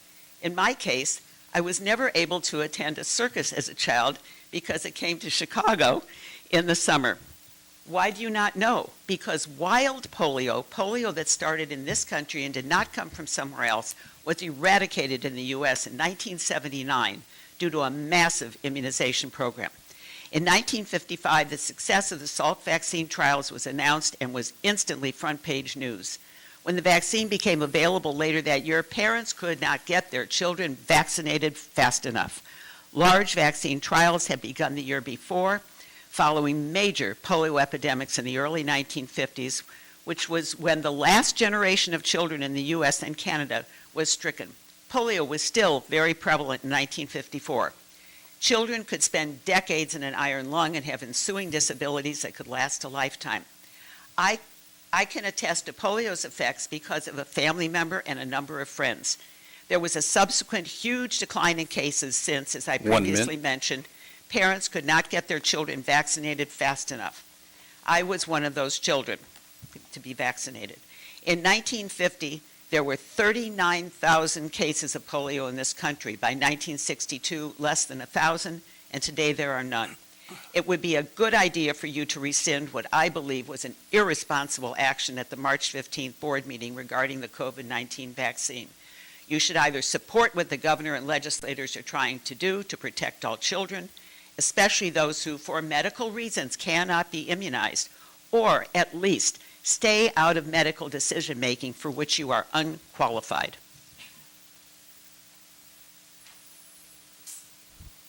Madam President, we have no more public comments.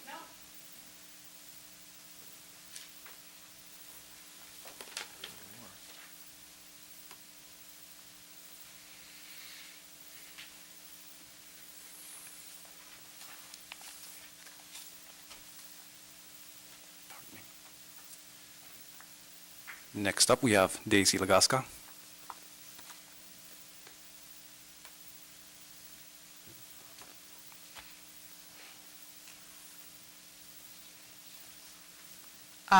Good evening, everybody.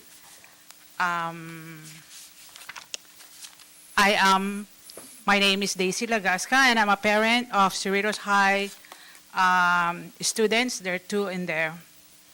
I'm a registered nurse by profession. I'm not a doctor. I don't have PhD. I have only bachelor's degree.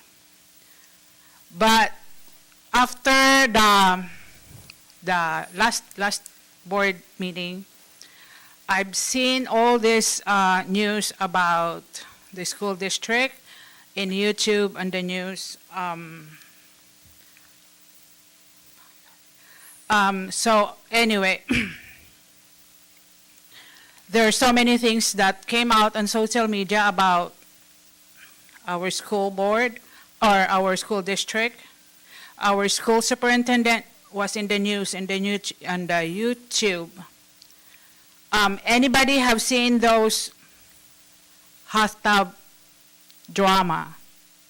Then comes the Star Wars principal. I'm not sure if you guys saw it. Who got in trouble because of reporting, doing her job for reporting that a teacher or even a student was in danger. And I've seen the superintendent responding to the question about that incident, and it was so disgusting, so disappointing how she responded. She doesn't know. She is a superintendent of our school board, our school district. She has a PhD. She is called Doctor of Education. She was a 3 minutes. superintendent of the year, and I don't know how she got those awards, because as a superintendent, you're supposed to be the leader. You're supposed to be the one who protect our kids. Then there is the Haskell incident, and then there's the Cerritos High School.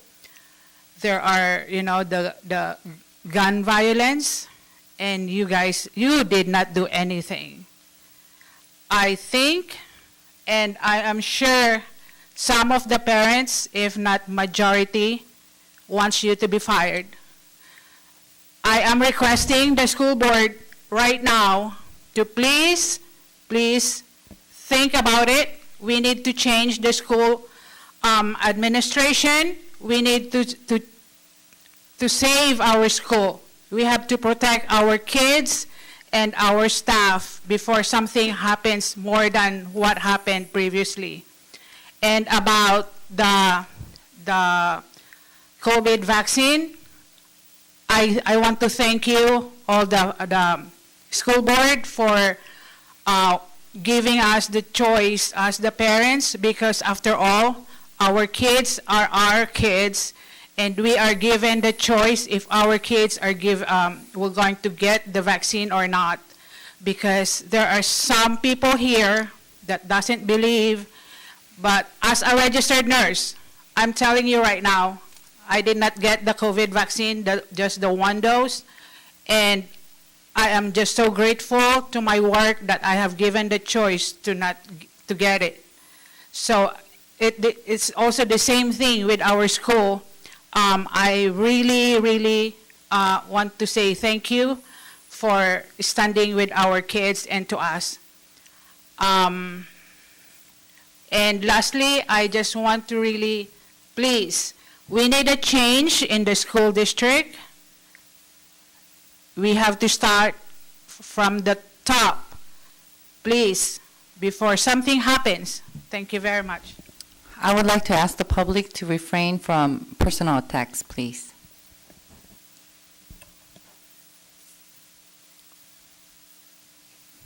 That concludes public comments, Madam President. May I have a motion to approve the consent calendar? So moved by Sophia. Eugenio, second. Is there anyone who wishes to remove any item to be considered separately? If not, all those in favor say aye. Aye. Aye. Okay. Motion passes. 3.11-A. Program Plan for Expanded Learning Opportunities Program, ELO-P. May I have a motion to approve submission of the Expanded Learning Opportunities Program Plan to the California Department of Education for the 2022-2023 school year? Motion approved, Eugenio. Second by Sophia. Okay. I'd like to call on Mr. Tom Woodward, Child Development Supervisor.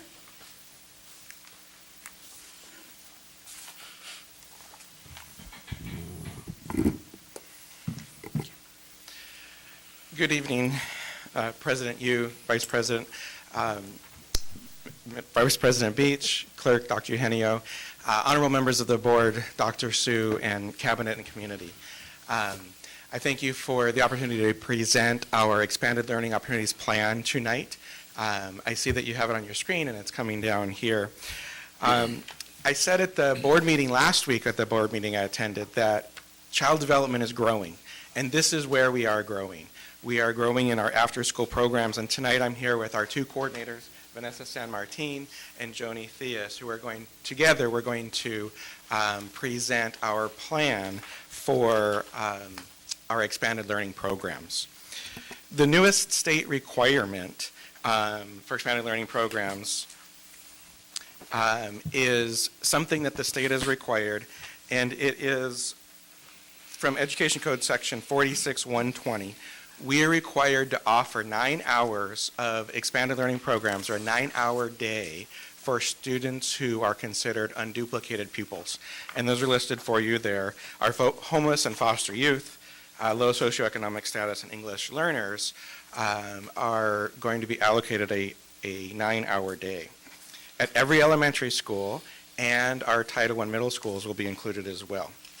However, our funding is only to the point at this time that we have to provide for, offer to all, provide for at least 50% of those UDPs. And when we published this, it was approximately 3,000. When I ran the numbers with IT this morning, it was 2,870 students, but the number fluctuates based on enrollment. So we're looking right about 3,000 students. This is an ongoing funding source. It's not a one-time grant where it's going to be only for a year or 2 or 3, but this is intended to be an ongoing funding source for all of our students for all of the upcoming years.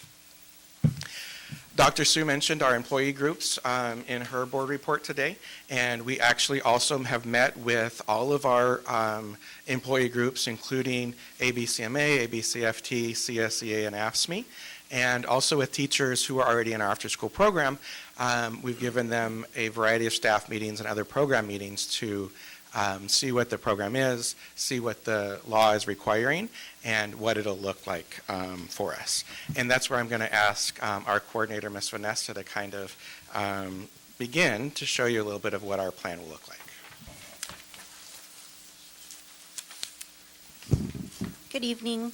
So talking about our expanded learning programs, it's one comprehensive program. It's one seamless experience for all the families and the students who attend under 3 different programs. So currently we have our fee-based program, which is the extended day program, and we have our ACES, which is the after-school education and safety program, also known as EXTRA, and the new program, which is the expanded learning opportunities program.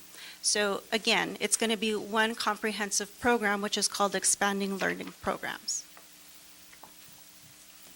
So to go a little bit more about our program structure, we have our administrators, which is Mr. Woodward, and then myself, Vanessa San Martin, and Nicole Joni Theus, who's the other coordinator.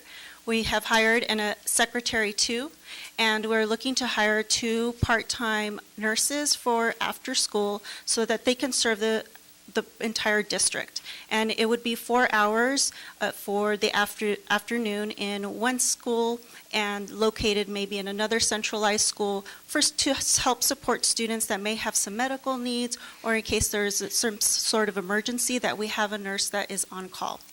As well as 2 50% MHPs to help the schools and the students to any behaviors or any kind of emotional support that is needed throughout that time.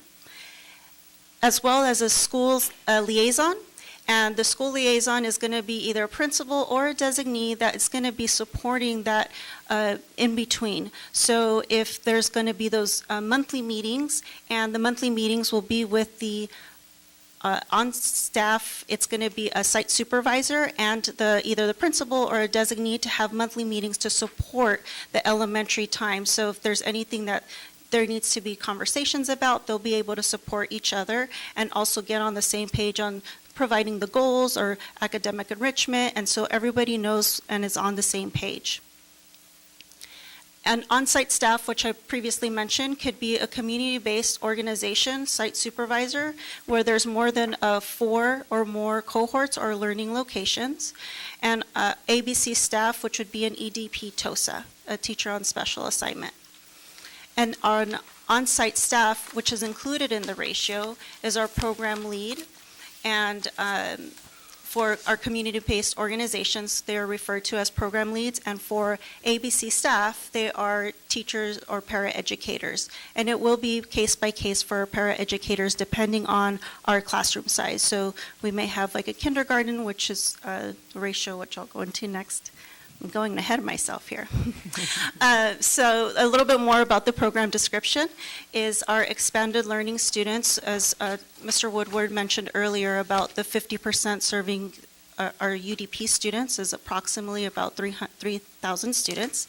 And it includes EDP, which is the fee-based, ACES Extra, which is the free for families, as well as our ELOP program. And the student ratio, which I mentioned a little bit earlier, our TKK students will have a 10-to-1 ratio, and the 1st through 6th grade will have 20-to-1. The hours of operation will be daily, Monday through Friday, and it'll be between 3 to 4.5 hours depending on the school dismissal. Instructional day program plus the hours has to equal 9 or more for students on a daily basis. And our former ACES sites will operate until 6 p.m. or 3 hours after dismissal. Again, it is pending on the after-school dismissal time.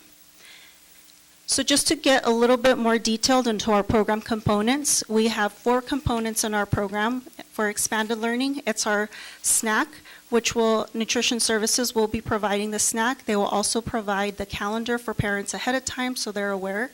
Parents will have the opportunity to allow the students to bring additional snacks if they would like. And from time to time, there'll be a themed snack Fun Friday where we will provide snack for the students at that time.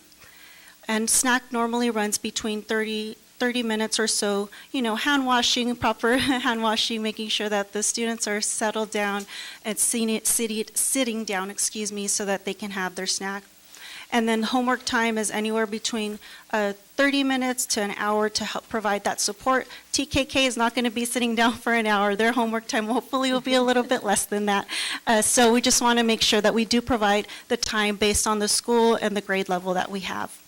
And then the organized physical fitness can be sort of either basketball or obstacle courses, things that give children moving but also excited and giving them the opportunity to make those choices of what physical activities they're going to want to do. And academic enrichment is also a space here that will be anywhere between 45 minutes to 60 minutes or so as well.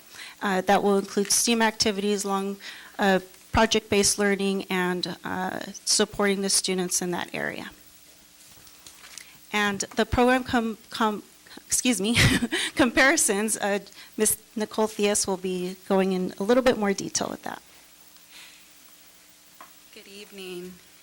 So taking a look at program comparison. So we take a look at this current school year, the 21-22 school year. We do have 2 programs available at our school sites. We have our EDP, or our fee-based program. We also have, as mentioned before, our ACES, or extra program, which is free for our families. Now, if we take a look at the next school year, 22-23, we will have 1 comprehensive program, which will consist of EDP, our ACES or extra program, as well as our new program, which is our Expanded Learning Opportunities program. Now, if we take a look at our school locations, currently we do have these programs available at all of our elementary schools, as well as 3 of our middle school sites. So that would be Fetty, Ross, and Tetzlaff. Taking a look at the next school year, those program locations will remain the same. In terms of the number of students that we're currently serving, so we serve anywhere between a range of 20 on the lower end, up to about 120 per site in this current school year. And looking at next school year, you'll notice that the number does significantly increase from a range of 20 on the lower end to on the upwards of 290 students. So that is a significant increase compared to our current school year.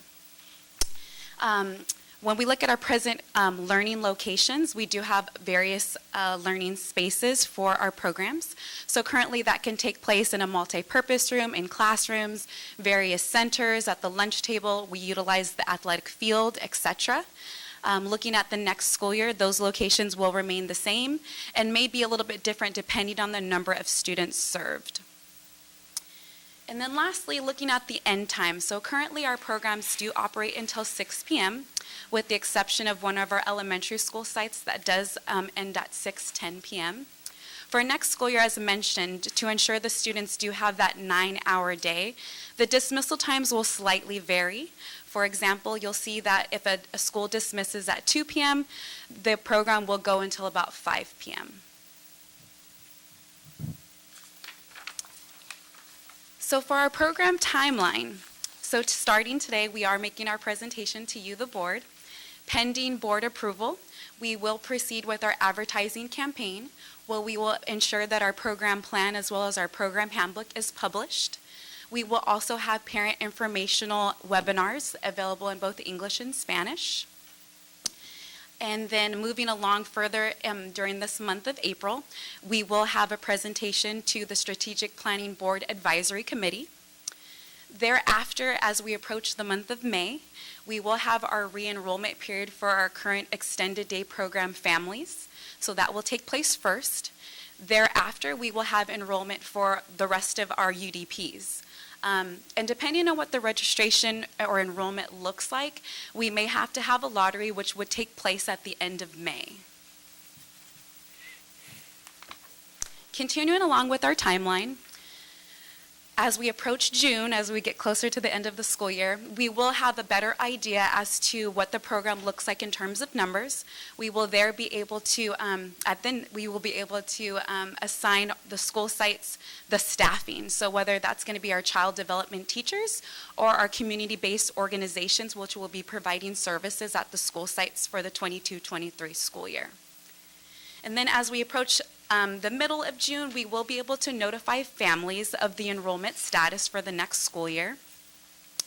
And just about a week prior to the start of the new school year, we will have the staff available to have trainings, to be able to prep the various learning locations at the school sites to get prepared for the program to begin on the first day of school in August.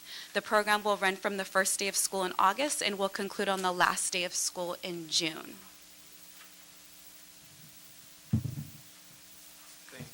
As you can see, our team has been very busy. Our team has been busy working and putting the plan together and developing a quality program for our students in our after-school program. So at this time, we're open to questions or comments from the board.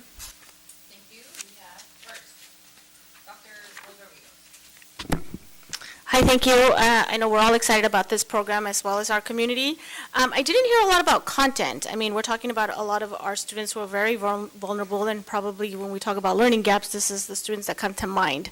So can you tell us a little bit about what the kids will be exposed to, and I mean, ideally it's, to improve their achievement. But yeah, speak a little bit to that, please.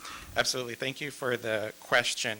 We do have 4 program components, and the 2 largest components, or make up more than half of our day, is homework help time. So they're actually helping with the academics that the students are doing in school that day. And then also our enrichment activities are going to be based on what the needs are at the site. And it could be anything, my team mentioned STEAM and other activities, but it could also include social-emotional learning and a variety of other enrichment activities to help out in their academics. It could be STEAM, it could be any portion thereof, but a significant portion of their afternoon will be those enrichment pieces. Thank you. Next we have Board Vice President Bradley. Thank you, Madam President. I have 3 quick questions for you here. The first one was about the 50% of families can attend in a calendar year. If there was more interest than that, would those parents have preference for the following year to go first? So the state has decided that because our UDP count in the district isn't high enough, they're not funding us for the whole district. So that's actually a really good question about how we would look at that for next year. We're going to have to decide, is there a rotation involved? Some of our programs currently, the current program starts brand new enrollment every year. So someone who's in it this year may not have a chance to be in it next year. Another program does the opposite. They continue to enroll. So we'll have to make that decision still about how that will work. Okay, hopefully you could work it out to where if a parent really wanted to go and couldn't just because they were late registering or whatever, they would get preference the following year. Second question is, do you feel there's enough mental health supports built into this program?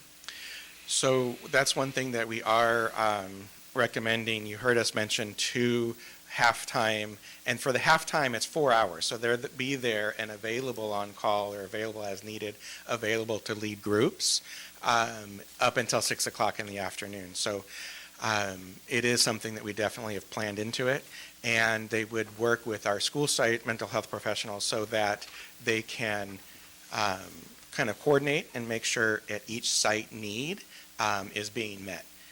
Okay, my last question is, I noticed that Fetty, Ross, and Tetzlaff were 3 of the junior high schools that are involved. Did Haskell not qualify, or? So the Fetty and Ross are Title I schools that already have the ACES program, and Tetzlaff is the only middle school that's had the extended day program. Okay. So we're continuing at our existing schools. Okay. In my opinion, it would be nice to see if that could rotate to Haskell or another middle school that would want it. Right. I understand. The ACES funding is for Title I schools. The Opportunities funding, which is a different source, we have to serve all of our TK through 6th grade. We can consider middle school, but we have to make sure that TK through 6th are served first. Thank you for the great report. I have a question on page 3, planning and input meetings. Do you have all the Microphone. I'm sorry. Thank you.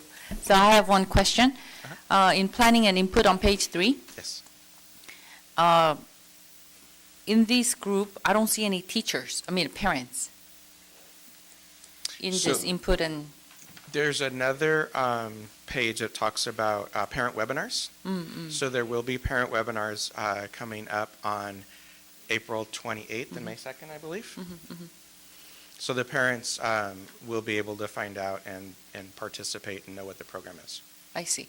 But in terms of like after school, I'm just wondering and just wanted to find out if you actually get inputs from the parents too during those webinars. Webinars are just information, or do you get inputs from the parents? So we do plan to make it a two-way conversation, and there's a couple of different things that we can do depending on the needs for languages involved. We can do breakout sessions. We can also use the chat, but that's kind of a simplistic version. We plan to collect information through a Padlet or some other way to gain parent needs and also to respond to their questions and comments.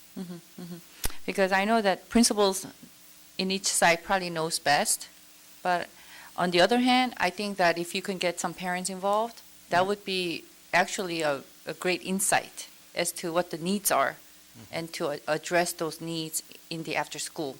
In terms of the academic, emotional, sometimes it could be more, they need more outdoor activities and, so forth. So I would like to recommend that you would have have the parent input for, this kind of input and planning. We can definitely make that portion of the parent meetings. And also I have another question in terms of contents. So do you have just homework help or do you have any enrichment?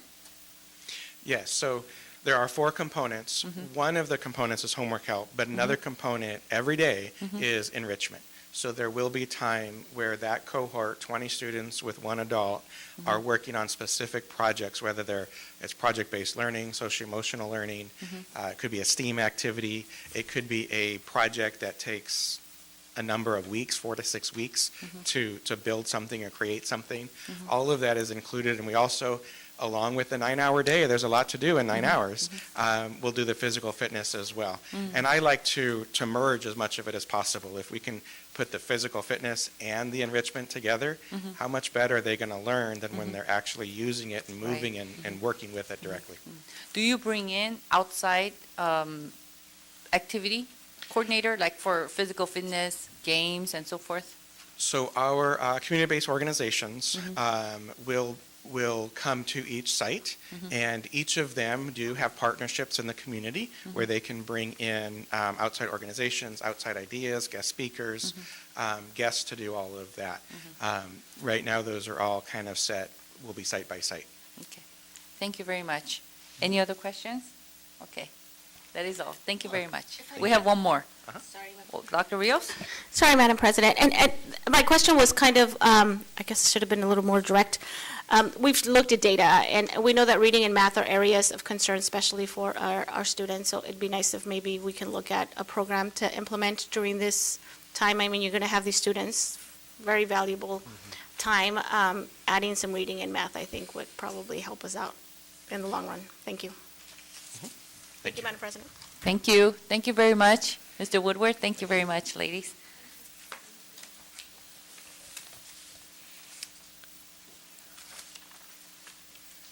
Okay. You did this, right? Okay, now we have to vote. Right? Any public comments on this item? There are no public comments, Madam President. Okay, if none, all those in favor? Aye. Aye. Okay, motion passes. Thank you. Action items. Tonight, we have community member and student appointment to board advisory committees. May I have a motion to approve community member and student appointments to board advisory committees? So moved. Eugenio, second. Okay, I'd like to call up Ms. Gabriela Dominguez up to the podium. Ms. Gabriela Dominguez is a great community member and a parent. She grew up in Los Angeles from immigrant parents, youngest of 6 children, proud mother of 4 boys, 2 with special needs. She is a mom with autism that wants to help our kids get ahead, including kids with disabilities. And I'm going to ask Gabriela Dominguez to introduce herself.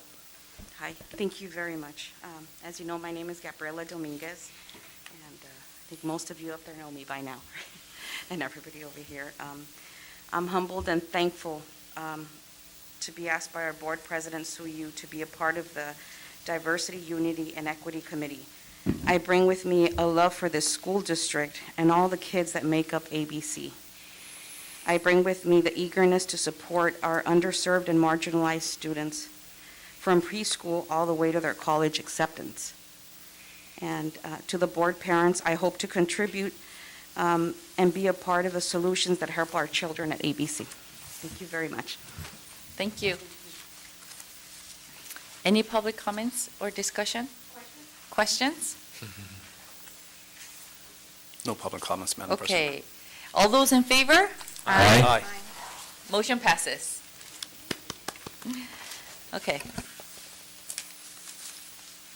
Contract with Cerritos College Foundation, Site Bridging Liaison.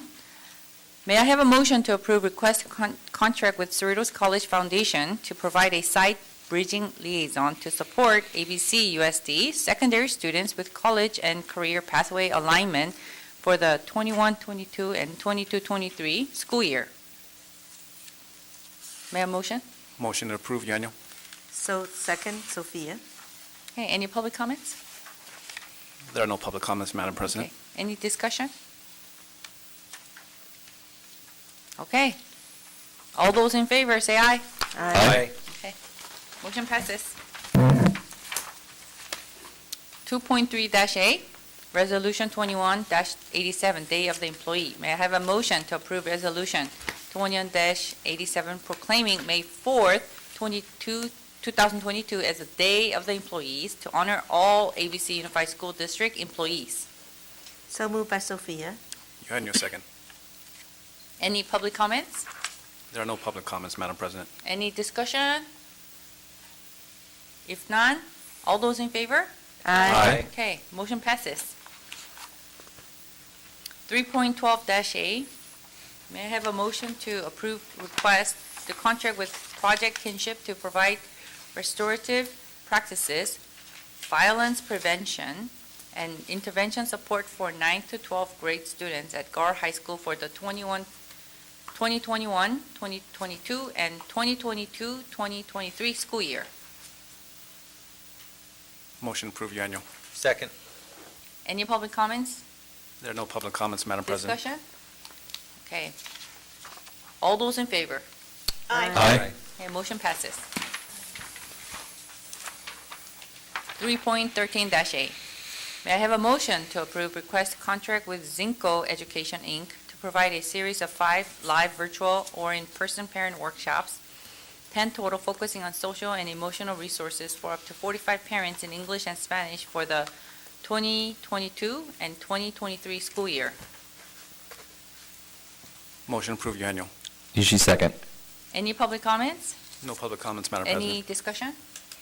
Just want to thank the principals that wrote these 2 reports, that they're very complete. They did a good job, has a lot of details, relevant details, and this is what kind of report I like to see.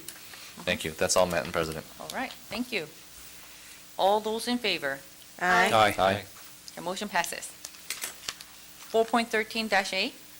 May I have a motion to approve bid award ABC-1584 roofing at Cerritos High, Burbank, and Whitman Elementary Schools to Best Contracting Services and Commercial Waterproofing Systems, Inc., DBA ERC, roofing and waterproofing as lowest responsive and responsible bidders. May I have a motion? Motion approved, Eugenio.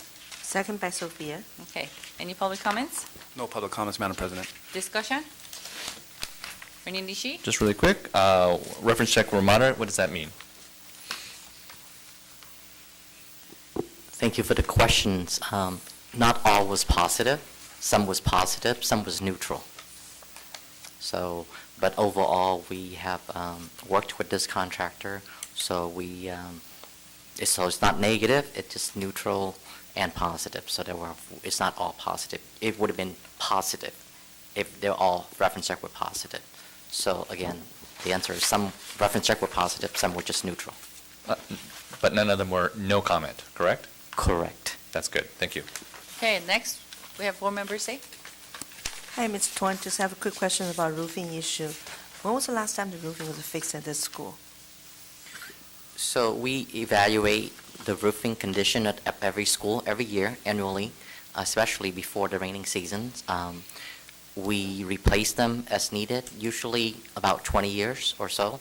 We try to maintain them as much as we can, but when it's beyond academic repair, then we will start replacing them. So it's an annual evaluation process of the roofing at our schools. Don't we have a contract with them, like, do you call that, by the insurance things covered for how long? Are we overdue that already, or? So every roofing comes with a warranty. Yeah. So we will try to do everything we can to maintain the roofing so that the warranty will be ineffective. But we also have used outside vendor to help us with the maintaining of the roof. But after so many years, So it's this time over to the replace warranty them. time? Yeah, this is beyond academic repairs. So. Thank you. Ernie Nishi? One last question, real quick. question? So that was a question by board member Say. That was a good question. I wanted to quickly ask about capital improvement plans, like a 5-year capital improvement versus a capital maintenance plan, and where this kind of fits in. Is this part of that particular 5-year plan, or do we have 5-year plans? We have a 5-year plan. It used to be a requirement. It's no longer a requirement, but internally we do keep that. So it's part of a preventive maintenance plan also. So we work alongside with Measure BB as they improve our schools to maintain our schools. But if you recall in Measure BB, we have pledged that deferred maintenance items will be the district's responsibilities, and we will make sure and maintain our facilities to ensure that the upkeep of it is timely. So part of it is a regular schedule that we have, and some of it comes as a needed basis in terms of the roofing and things like that. That is correct. Because we adjust to the situations that we have, and that's very good. Including the budget, yes. Including the budget. Thank you. That's all, Madam President. Thank you. Okay. No further comments? All those in favor? Aye. Aye. Okay, thank you. Motion passes. 4.14-A. May I have a motion to approve bid award ABC 1585 hazardous material abatement and painting at Artesia High School to Color New Company as lowest responsive and responsible bidder? May I have a motion? So moved by Sophia. Eugenio, second. Okay. Any public comments? No public comments, Madam President. Any discussion? I think Tuan can anticipate my question on this. So we have a bid at 506, another bid at almost $1 million, and so why is there such a big discrepancy, and why is this a company, Color New, able to provide us such a great price? So thank you for the question. So, it's like every construction's bid, right? It depends on the timing of the project. It depends on their personnel and staffing and their expertise and what they have. So we get a big range of, the bid amount here, as you can see, from a minimum of $460,000 to $909,000 in the base bid amount. So there's 5 bidders, so although spread out, we believe it's competitive. However, I want to thank you for the question, because I was going to make a statement. Color New Company is a new company, meaning we haven't worked with them. So, and we try to make every effort. We are recommending to the board to approve them as the lowest responsible bidder. However, if we were not able to execute with them, we reserve the right to award the bid to the next lowest responsible bidder, which is Pacific Contractors. But tonight, we are recommending the approval of Color New Company as the lowest responsible bidder. So in other words, this company really wants our business. We hope. We're looking forward to working with them for a successful project. But like I said, we reserve the rights to go to the next bidder if we were not able to. Right, and it's pretty close in the next bidder. So thank you. Thank you. Okay. Okay, and then we have one more. Sophia say? Yeah. Another question, where you going to plan to paint? Because last time I went to Artesia, about 3 months ago, where the area you will focus on this time? So we work, again, in coordination with the renovation through Measure BB. They have complete, all the renovation work. So the last piece of it would be, we're coming in and we do the painting to make the school look fresh and new. Right now it's in-person education. When you going to plan to do it? Is it after the school or what? Oh, I'm sorry. This is going to be over the summer. Over It summer? has to be, this summer. Yes. Thank you. Yes. Thanks. Okay. No other question? All those in favor? Aye. Okay, motion passes. 4.15-A, may I have a motion to approve submission of grant application and resolution 2188 for the California Schools Healthy Air, Plumbing, and Efficiency Grant Program? So moved. Beach? You on your second? Any public comments? No public comments, Madam President. Okay, discussion. Okay, Brad Beach? Just a super quick question. Tuan, is our staff going to do all this maintenance? It will be both, so thank you for the question. I want to make sure the public hear this. We are receiving or applying for a grant up to $2.4 million, and we're confident that we will get this grant amount to renovate our schools. And our staff internally will do some of the work, but a lot of the work will contract out. Thank you. Okay. So for the healthy air, what kind of work will be done? So either replacing or upgrading our HVAC unit systems, it is in here, and it's also including restrooms replacements. So there's 2 components to it, restroom upgrades and HVAC units upgrades. So when we do the air conditioned units with the air filters, we are going to kind of upgrade it with being cognizant of the COVID? Yes, ma'am. With a filter, special Yes. filters? Okay. Yes. That's good news. Thank you very much. Okay, no other discussion? All those in favor? Aye. Okay, fantastic. Okay, we have information items. 1.3-L. Quarterly Williams Settlement Compliance Report for January through March 22nd. Dr. Su? Thank you, President Yu. We had no complaints regarding instructional materials, facilities, and teacher vacancy and misassignments. I know that the next item is 1.4L, and we had exceptional schools at Ferguson, at Fetty, and the other places that we have. Okay, wonderful. Thank you very much. Next, we have 1.5-L, School Facilities Capacities and Declining Enrollment. I'm going to call on Board Member Sophia Say, who brought this to information item. Sophia? Thank you, Board President. For the past 5 years, we have been in decline enrollment, which is actually even before that. So the last 2 years, we lost almost 1,400 students. I did some research. The declining is due to a couple of reasons. Number one, no birth rate, really dropping it for me, as NICU is no more assisting that much anymore. So COVID, also some family keep their kids at homes and now attending kindergarten to TK and up to 3. So the number 3 is lower inter-district permit students, because a lot of parents keep the kids in their own area because they study at home anyway. And housing costs in our area is quite expensive, very hard for young people to move in. And we also have one of the major things is in some of the area really high rate of empty nest. So the state of California has also declined enrollment for the last 2 years. I think you have a report from Tuan provided to us in the back. The state declined almost like 500,000 students, which is about 9.1%. I believe our district is about 7 something percentage in our district. So for the past local district also already a consolidated school, which is, we all heard the history around local school. They way ahead of us. So I am aware of it. We are getting less funding due to the lower enrollment. Then we need to be more prudent. We need to prepare ourselves. We need to be efficient. So many districts already consolidate their school already, so what we're going to do our best. But I have to feel some question to ask the staff to prepare if my board colleague support this.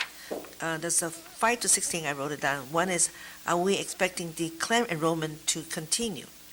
Number 2, what we are doing to bring in more students. Number 3, have we looking at hiring demographic to study our enrollment trend? Number 4, what is the impact of the universal TK program to us? Number 5, if we were to close the school, will we lay off our people, our staff? Number 6, if we consolidate our school, what we're going to do with the facility, I need to ask the staff to think of some program for that if the school is open. No more kids going there. I am commending that board form an ad hoc committee to study our facilities and capacity of our schools to ensure that we operate efficiently and work with the process. Thank you. Thank you. Okay, we have Dr. Michael Eugenio. Thank you, Madam President. Madam President, I'd like to make a motion to move this information item on school facilities and declining enrollment to an action item and form an ad hoc committee to further study school enrollment and facilities. Okay. I'll second. Okay. Should we take a roll call vote? Any more discussion? We should have more. Ernie has some. Oh, further Any discussion? Yeah, we can have a further discussion before voting, right? Okay. Yeah, because that's So, what discussion so time. maybe some of those questions we could get some answers tonight, you think? We have Ernie Nishi. Yeah, go ahead. So you listed a lot of good questions. Maybe we can get some answers to some of them. You wrote it down, right? Come on, you want me to give you the list? Yes, sir. So, I will try. One of the question was, are we expecting declining enrollment to continue? All right, so we are actually relating to this, being a little bit proactive, and have went out and solicited proposal for a demographer to help us. We have our internal data, we do our internal projections, but it would require a help of an expert to also look at the trend for ABC. And the data set that they use would be similar to what we would use, right? Birth rate, right? The cohort, the move-in, the survival cohort. There's a lot of issues relating to declining enrollment and why did we go down 1,400 students over the last 2 years. That's 7%. Is that normal? So obviously, in looking at surrounding district and the state data, we are within or even a little bit under the state average. The state actually declined by 9% over the 2 years. That was amazing when I look at the data. So we expect we will be absent. There's 2 factors before I answer that. We don't know the impact of COVID on enrollment. We don't know how many students that parents kept at home although they qualify for kindergarten or TK, right? So that's number one. So hopefully we will know this September or this August when things are back to normal, if there's such thing.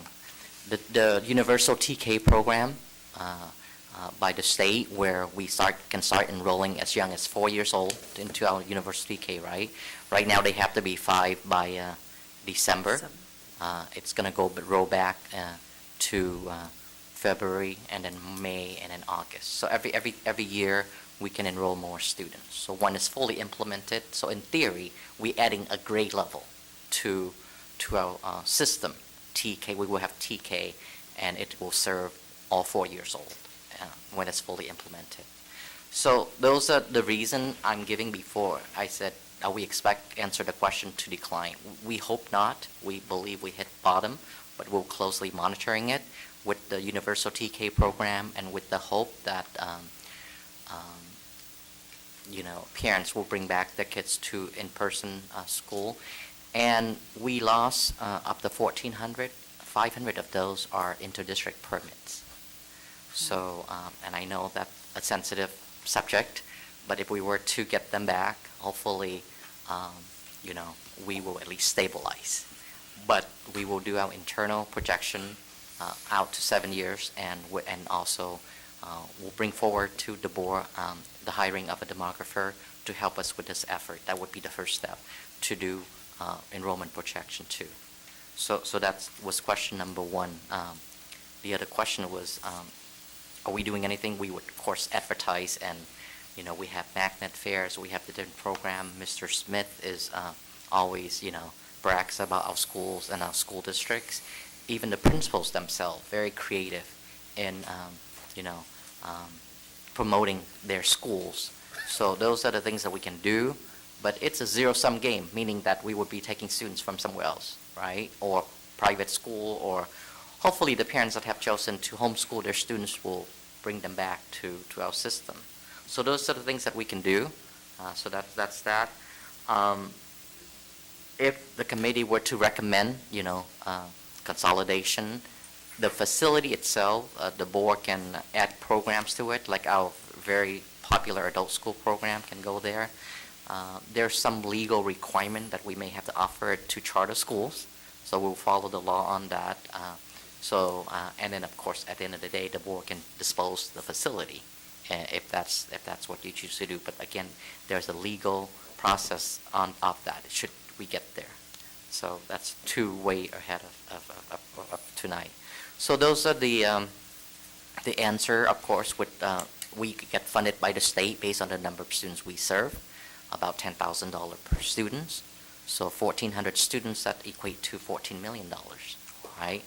You have heard about legislations that would help for soft landing, meaning that they will use the 3-year average on ADA to help in terms of funding, but at the end of the day, it will catch up to you, whether it's immediate or in 3 years.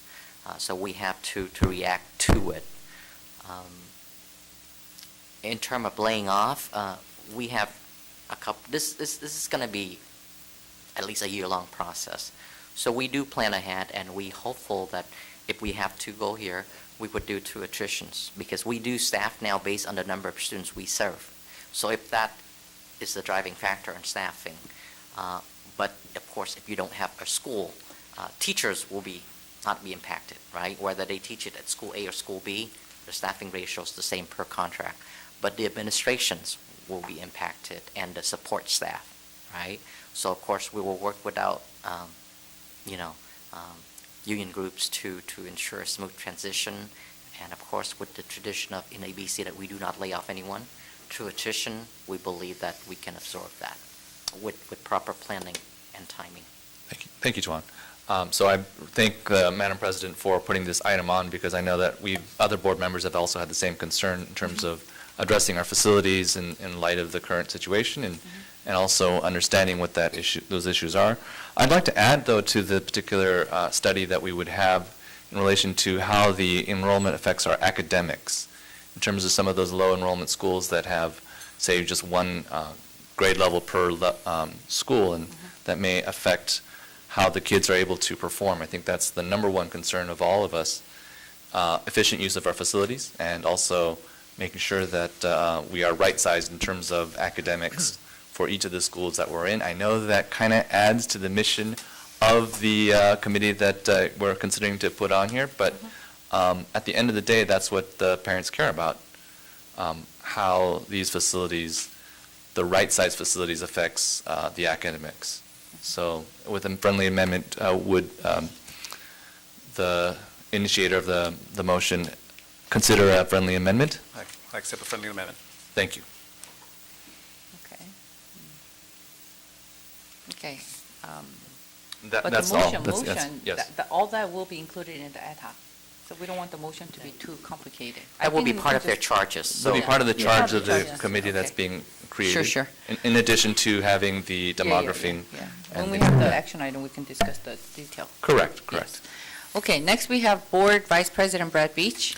Thank you, Madam President. Well, if my math is correct, looks like we've lost about 6.7% of students, which is a lot less than the 9.1% state average, so I am happy to at least see that. Tuan, I have a question for you. When is the bulk of the elementary school Measure BB funds set to be spent? That is a great question. So thank you. Per the board directive and priority setting, if you recall, in one of your many meetings, you also set the order of how we modernize schools and the priority within, the different things that they have to look at, that where safety was number one. So we start with high school, and then we will move on to middle school. The elementary school will be the last group to get modernized. However, we did address all safety issues at all schools already. So the elementary school will be the last group. We are looking at least 3-4 years out. Okay, and what about the solar panels? Have we delayed those at certain under-enrolled schools just in case, or are we moving forward everywhere? That's another good question. We did delay at one school. We can look now that if after tonight, tomorrow, the first thing I would do is look at the solar panels at elementary school, especially some of the lower one, and see if we can put a pause on, because it would be a little bit tricky, because what school do you put a pause on? And is that sending a message? We don't want to do that. So we will look at that and see what we can do. Even if the board would choose to consolidate the school, there's, depends on what you do with the facility. They still may need the electricity generated from the solar panels. If just say you're going to expand the adult school program and put it there, or turn it into whatever. So we will look at that, and we will immediately analyze that and report back to the board through Thursday notes. The reason I asked you those questions is time is of the essence. I mean, we're spending money on Correct. deferred maintenance every day. We're putting in solar panels and other things. My recommendation would be that we set this ad hoc committee up as soon as possible, and we give it maybe, what do you think, 1 year at the most, hopefully sooner if they could. And I would recommend some serious community outreach, because this is going to be a sensitive topic. I want to hear from all the parents. We should do town halls, the whole nine. Let's get their input, bring them to the table, and hear from everybody before making an important decision, if we do. So that would be, again, one of some of the charges from the board to the committee, is that you want right. them to conduct town hall meetings to hear from parents. Thank you, Madam President. Thank you. We have next Dr. Rios. We know from information when we first did the demography study that we have some schools that have very high students who do not attend their home school. And so one of the things that I like to pay attention to is not just quantitative data, but qualitative data, because we know that there are some communities where confidence in their local schools is low. And that could probably be tied to the fact that achievement is low. And perception for a lot of people is reality. And if you don't think that the local school is going to give your child a quality education, then you go to a school that you think will. And so I'd also like this committee to look at that, because I know when the first demography study came out, I voiced my issues with that we needed to focus a lot of our attention on those schools that have those high numbers of students that should be attending their local schools. There's nothing more convenient than sending your kid to the school around the corner as opposed to having them drive them across town. I don't know how we address that. We improve education across the board, is where I would suggest we start. But again, I really want us to be mindful of that just because a school has a low enrollment, that's not the entire story. There's one school in particular that's on our list that fluctuates based on administrators, based on what's happening at that school. And so, again, just be mindful. Thank you. Okay, thank you. We have board, Sophia Say. Well, here I really want to brought this up again. I really also we need to work with the union people. We always do one with ad hoc committee. We also will have a few staff from the union staff to support this ad hoc committee. And am I right? Yeah. Yes, So, per I board also- policy, each yeah. group can appoint a member. Yeah, I just want to say we had a good relationship with union rep, and especially I want special thanks to our president, Ray Gears, here tonight, and we have been discussed this in the past. I do want to emphasize again, we need to maintain our in the past we have a good relations with them, we never lay off the staff, and we need to work that, that's our goal. We're trying to place everyone in a good place, and that should try not no layoff on our people. So right now you're hiring, and I know we have a lot of people to retire this coming, am I right? Nah, we don't know yet. We don't know yet. Okay. Yeah. But anyway, I want to thanks you, Tuan, to work with me for this project. I really appreciate all the data that you support, put it out there for board to really read closely, so what is our future going to be? It doesn't, this is just starting point, So we're looking to what can we do better. We're trying to save the cost as much as we can, because even closed school is going to cost a lot of money. And then what we're going to do that's consolidated school and the program, I need to ask the staff to think about that too. Because it may provide a lot of job opportunity there too.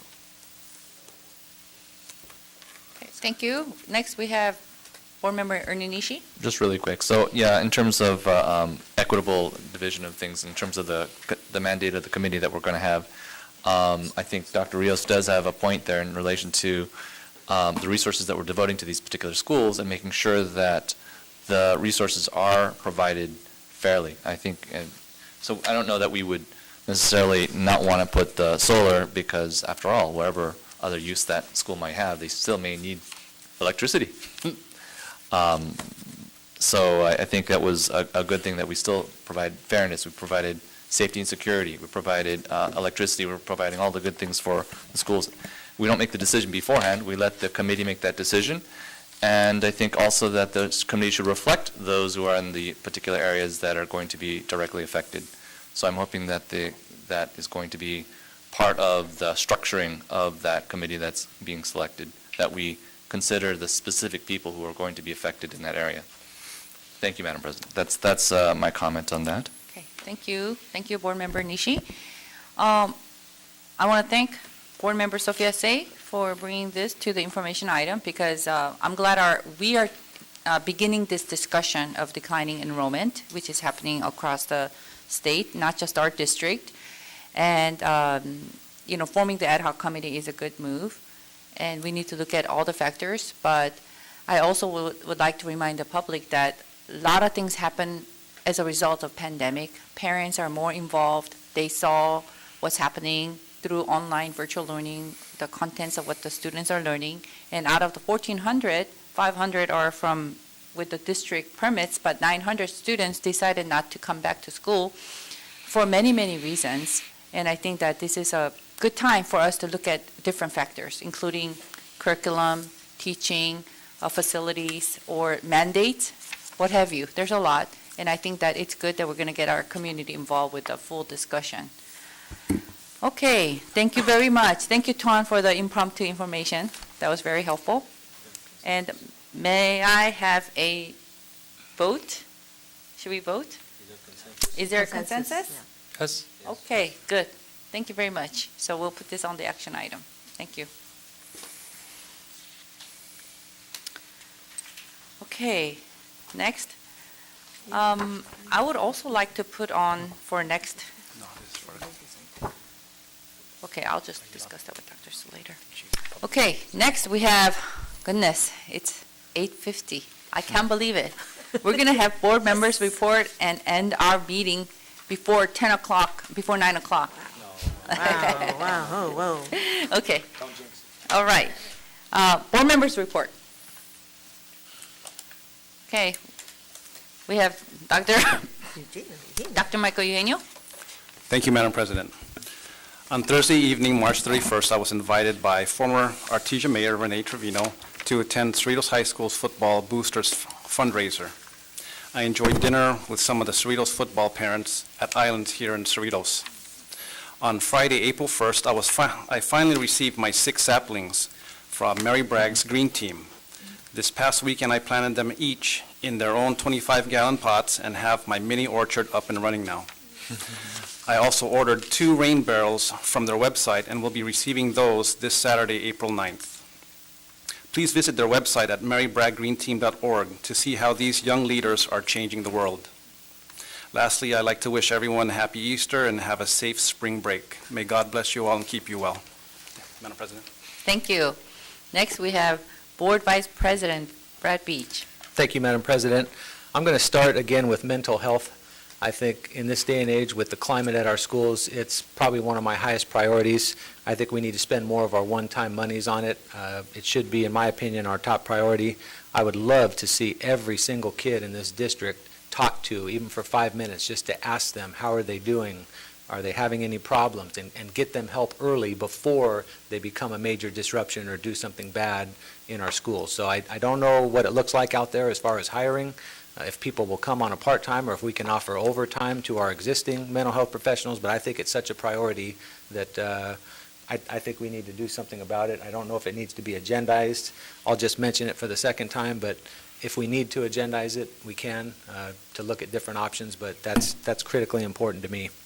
I attended Nixon's Jogathon recently. I ran for the entire hour with my 2 daughters, and I want to congratulate the Education Foundation there for raising a lot of money. I believe it's well over $50,000. And it was very nice to see the parents on campus for the first time in 2 years. I was excited to do that. And this Friday, Nixon has their book fair from 5 to 8. If anybody wants to stop by, they're going to have taco trucks and different things. So that's this Friday from 5 to 8. The Nixon Watchdogs will be volunteering. And I also want to wish everybody a happy Easter break. Enjoy some much-needed time off with your family, and happy Easter. Okay, thank you very much. Next, we have Board Member Ernie Nishi. Thank you, Madam President. So yes, I got to visit Leal, his first day of the school psychologist, who's going to be split many different ways. And I'm sure that we're going to have an agenda item in our subsequent discussions regarding mental health specialists and ensuring that they have a good incentive to be here. Got to visit Kennedy and the solar plans that they were having, and it's just exciting to see how we're integrating the solar with everything that they have. They put the lunch tables into the solar, which is next to the playground, and so I like how that's working out, and it's going to work out at many other different places where not only we're going to get electricity, but we're also going to get shade, which is really important. I got to visit Ferguson and Whitman, actually Ferguson primarily, and they have a partnership with Whitman Elementary and robots, and that's where 2 schools are working together to provide some great assets. And of course, Ferguson was just recently painted. It looks a lot better than it did the last time I visited almost 2 years ago, so I think that's great. Just talking about the last time I was going to give a report regarding CSBA and some of their advocacy efforts that we have there. Rather than bore you with all the details, one thing that we are definitely looking at and have advocated is for a bigger base grant, so that way all of our kids can have more monies. One of them even wants 14% to address all of the concerns that are out there. I don't know that we'll actually get that, but far in excess of what the governor is currently requesting, which is not even going to meet inflation rate, which is 7%. So we are asking for at least something that reaches the inflation rate that we're currently existing right now. And so that's one of the main things that's really good about CSBA, that we advocate, and lots of times we get it. Not always, but lots of times we get it. Thank you, everyone in facilities, for getting Cerritos baseball some water for their filling station. I saw it there, and it is doing good. And same thing with the baseball and everything else that you guys are doing. I know that you're doing the best that you can with the resources that you have. And so to that extent, thank you for all of your work. I really appreciate it. Our kids appreciate the work that you're doing. That's all, Madam President. Okay, thank you. Next, we have Board Member Sophia Say. Well, okay, first on 3/19, I attending Cerritos Chinese Culture Day. On the Friday, April 1st, I attended Japanese Tea Ceremony Club. And it was so, so organized, and they're so disciplined, the student. They have to be 6 steps here, right, and then 3 steps to the right, and just kind of back and forth. It was really great, and I really enjoyed that tea ceremony. Well, just for myself, the project which is I done, I worked with the Gar High School teacher, and I want to thank you, Tuan, and I want to thank you, Dr. Ricardo at Gar High School, and you being so flexible and work with us to get, the free grass from the NFL. The original, they want to do it to my former school, El Camino. And then we find out that they offered to us, say, hey, if you want to take it, because NFL choose back up not to use that facility. So they donate to our, and I called Tuan, I said, Tuan, you gotta help me, it's the free stuff. and then I really thank you, Ricardo, too. Dr. Ricardo said, yeah, we need it. So we kind of worked together and made it become true. I also want to thank you, Dr. Rios' support behind the back. So that was a good thing, Sophia. So I didn't want to mention it until I realized, and Dr. Oga said, you should say something. It is a nice, beautiful grass on the volleyball. And I thank you, Gar High School teacher, worked with me. And that's another one I think they're doing right now, a lot of sand, a nice sand in the back of the school. And I kind of approach Tuan and other, and with the principal too, if we can. We don't have any beach volleyball, I think. And right now, I think it's a fashion. Some of the school has it, but it's hard to maintain. I understand that too. But the sand is sitting back there, piled like a mountain. So hopefully we can do something to make our kids more fun when they get back to school in person. The new project I'm working on with President Dr. is Sue. We're working on the Nemus Nature Wood Garden. Eventually, I'm going to invite my colleague here, Brett and Michael, because we are in the same area. Nemus has about 1 acre land, but it's only under 1 staff taking care of that. So right now, I get about 10 parents and working on the project on that one. Hopefully, we can help her maintain the area nicely. And we are also trying to work with the local formal or current elected official with Atisha, because Nemus belongs to Atisha City. So we're working, hopefully we can get some grant from other area that will really make the Nemus, the nature garden, be more useful and more outstanding there. Hopefully for CSBA we can win the Golden Bell for that matter. So that's my end report. Thank you. Thank you. Okay, we have Dr. Olga Rios.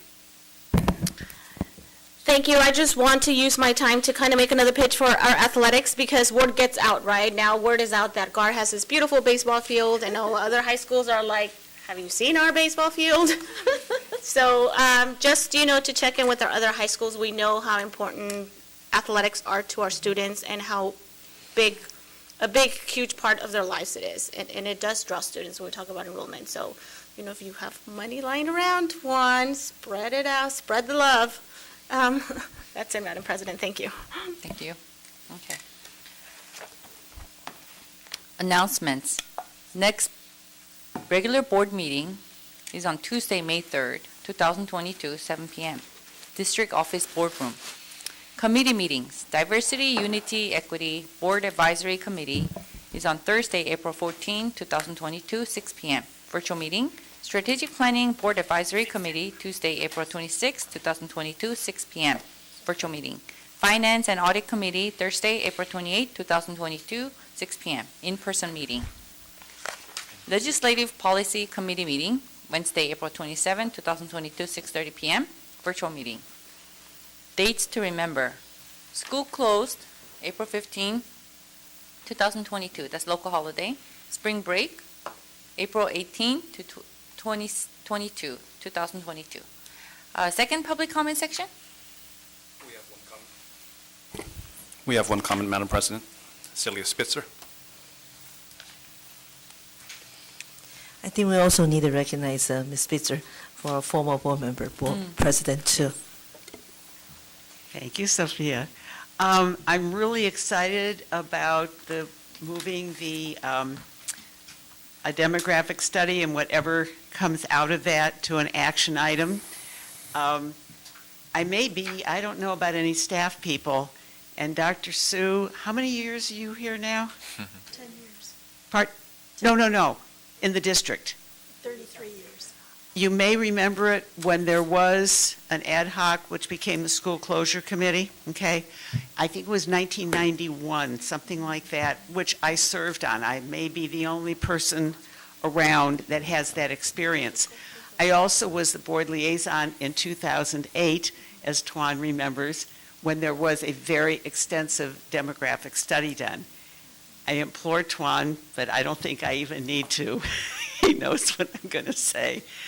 Whatever demographer you get, make sure they really know what they're doing, because at that time, the result of the committee's entire recommendation was receive and file, and we all felt that the district, their staff in-house, could have done a far superior job of the demographic study. So I know Tuan will keep that in mind. And that was a long time ago. But mostly, it needs to be done. It's not just a demographic study. And it depends on the reasons, and there are a lot of reasons for the declining enrollment. And I'm glad that we're less of a decline than the state average or the county average, and I think that's a good thing. But I'll give a pitch for myself right now.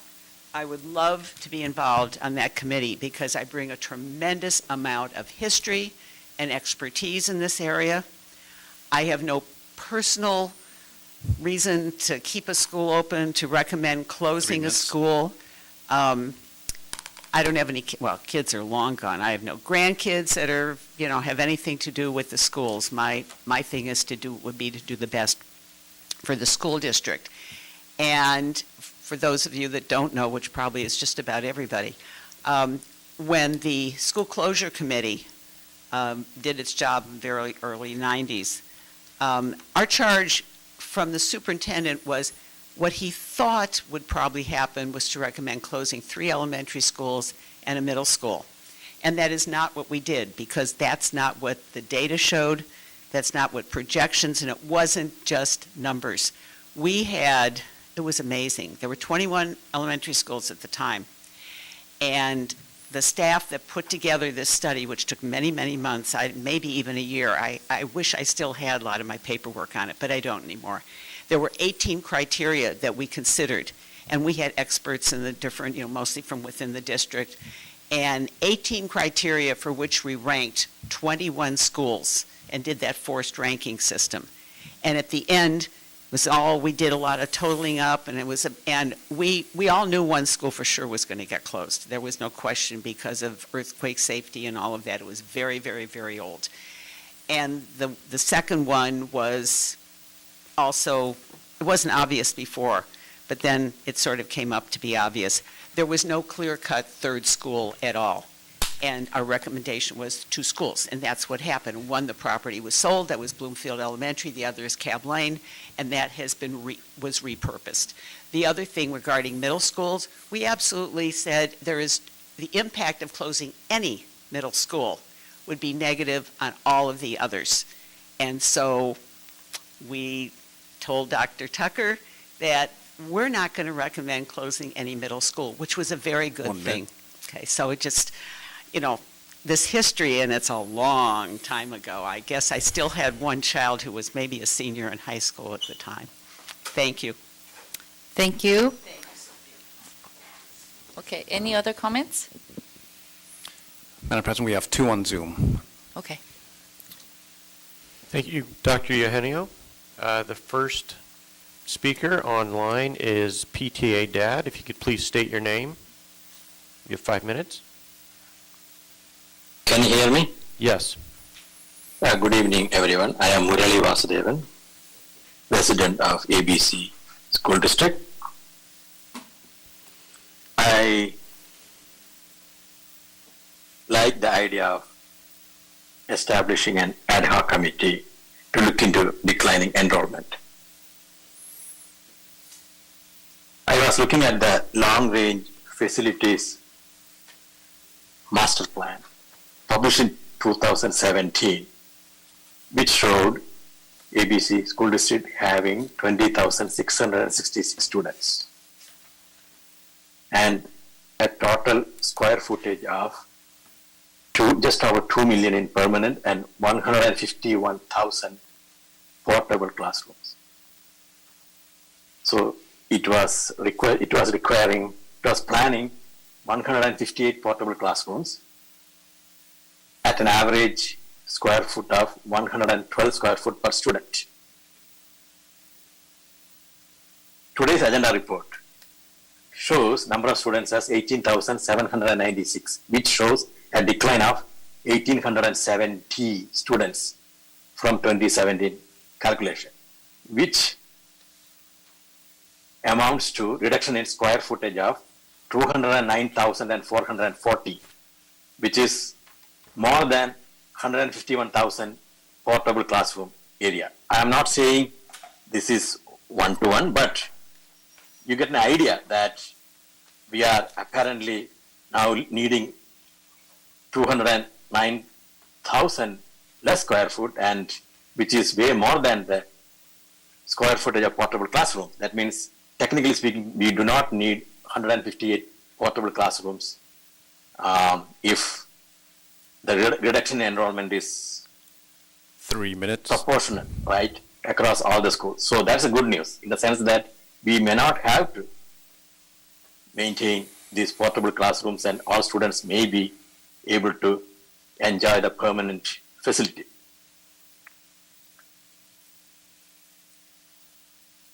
I also want to caution the board from not falling into the same trap they fell. Basically, I am very disappointed on this board for their inaction or lack of following the recommendations from the 2018 David Demographics Report, which clearly warned you about declining enrollment and the measures you need to take. And I remember board member Rios asked the board, what are we doing? And I don't think we probably heard about anything being followed up. I agree, today you can blame everything on COVID and say that once everything comes back to normal, everything will be normal. It is not going to happen.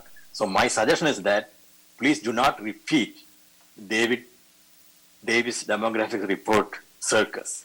This time if you establish a committee, take it seriously, urgency is there, okay? So because if you sit on it for too long, it may be too late. So number one, if you're establishing a committee, establish it now and make sure that you follow up on their recommendation and also Davis demographic study recommendation.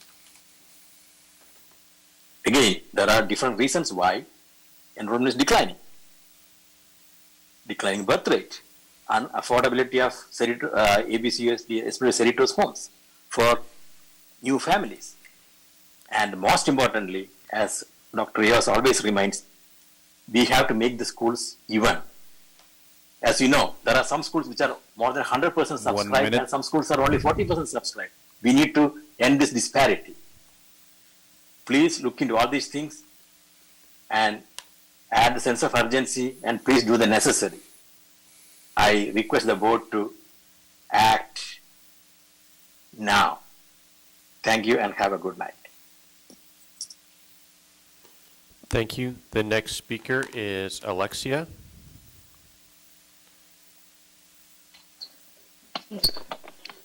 Hi, Board. I was just wanting to comment on the decline in our schools. Like President Suyu said, there's many reasons from curriculum to COVID. Kids are still being sent home for contact tracing, and they're still being isolated. Yeah, we don't have any mandates, but we still have a lot of work to do. On your guys' official ABC Child Development Instagram page, it says that there is 32 LGBTQA books that have been approved by the district. We have asked multiple times, where are these books at? Which schools are reading these books to our students? Parents have come forward and said, in our kindergarten classes, they're reading about sexual orientations and two dads and different genders. One of the books that is there that is approved by the ABC school district talks about sperm banks and donors. And I think that parents should have a choice to know if their child is being exposed to this type of reading material at such a young age. So that can also affect enrollment. When a new student's coming and their child is kindergarten and they're being, exposed, we're Christian. And we don't say, okay, we need to get teachers in there that are going to read the Bible and force students to, adopt our belief system or whatever it is. So I think politics, I think that all needs to be removed from the school. I think we need to just focus on things like math and science and of that nature. Common Core math, it is terrible. A lot of teachers don't even utilize Common Core math. 3 minutes. It's too complicated for the teachers to, or for the students to understand, for the parents to teach it. So that can also affect low enrollment. And yeah, we did experience a pandemic, and that also is a huge concern. And, until we're through it, we're going to keep having to live with it. So we need to start allowing parents back on campuses. I'm so excited that Nixon was able to have their parents on campus, but not all elementaries are having their parents on campus. I know that at Juarez Academy, they do not have parents on campus. We can't go see our kids' award assemblies or anything. At Cerritos High School, they had their 50th, and they were able to, it was open to the public. Everyone was able to be on campus. However, a lot of elementaries still are not able to have their, be able to go on their school's campus. Another thing with the solar panels at Artesia High School, there was a notification that went out that said that students should be dropped off at the curb. How is that safe? There was also on the neighborhood app for next door neighbors that there were shootings, that there was a shooting or there was a murder that took place at Pioneer and Centralia, really close to a lot of actually schools. It's Aloha, there's Fetty, there's Artesia. So all of these things we're not being notified as parents, and that could be frustrating. So lack of communication with principals to parents and families, it could be very frustrating and tolling on families. And we had our kids in private school, and we thought, okay, this is great. A lot of families are putting their kids in private school. A lot of their families are doing homeschooling, and it's not just unique to ABC. It's actually the state of California. So if we were to look at the demographics, we also need to see what's going on in the state of California that is deterring families from putting their trust in the public school systems. We need to come back to the core values of families, and I think that is where a lot of our problems are at. But that was all I wanted to say. Thank you for your time, and have a good night. Bye. Thank you. Next up, we have Dr. Chris Apodaca. Thank you, Scott, and I apologize again. I know you guys thought you had gotten rid of me for the night, but I wanted to call in.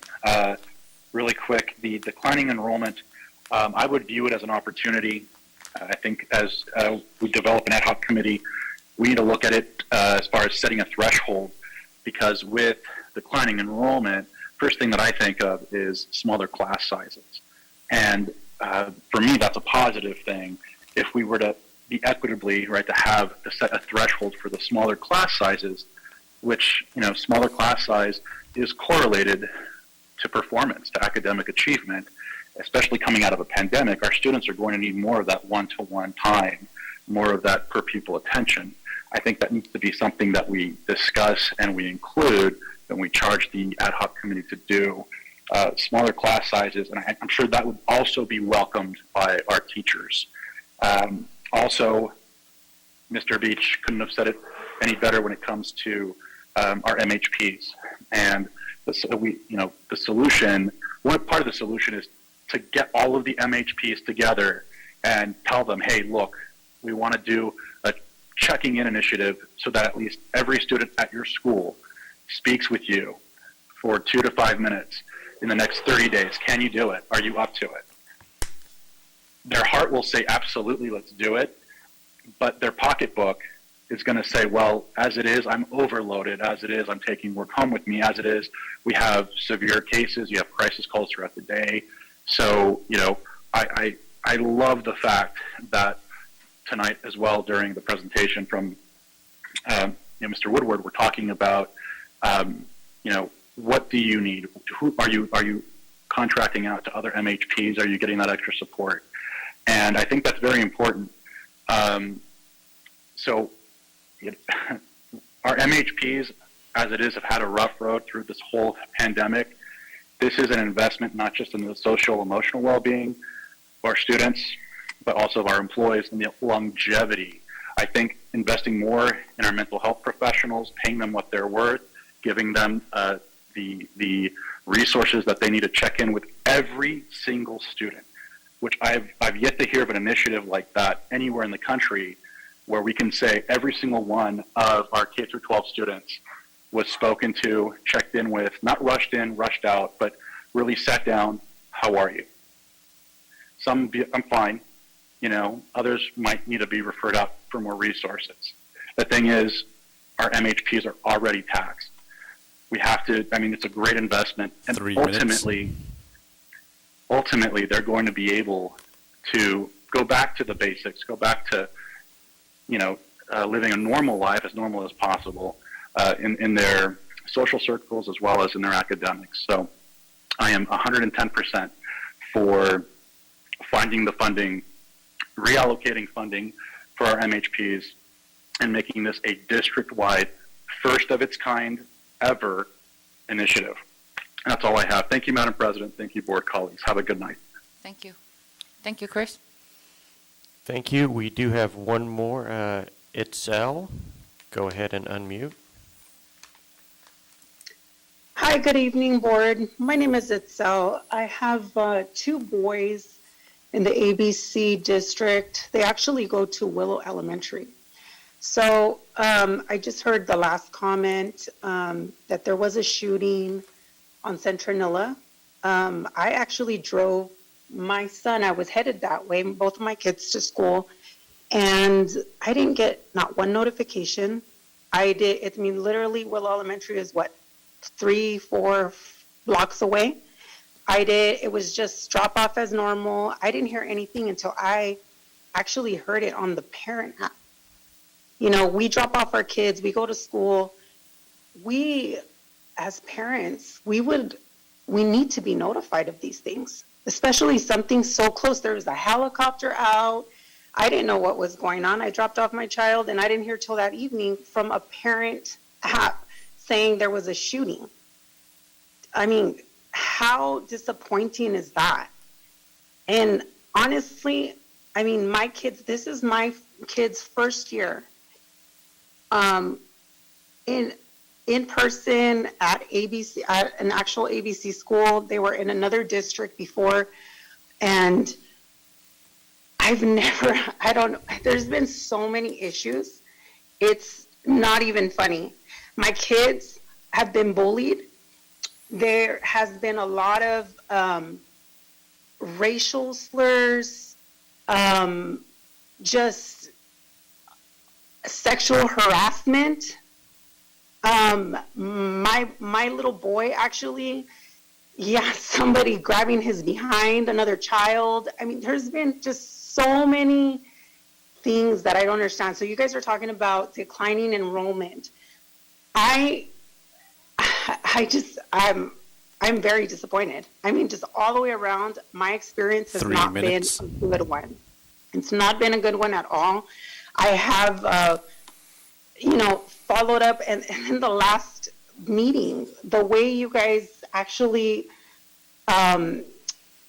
it's the whole system of the way you guys discipline the kids and all that. I mean, if that's what's going on, where they're just getting, let's put them in a program and let's talk about it and let's do this. And I don't know what to say. I'm sorry, but it's just, there's a lot of work to be done. There is so much work to be done.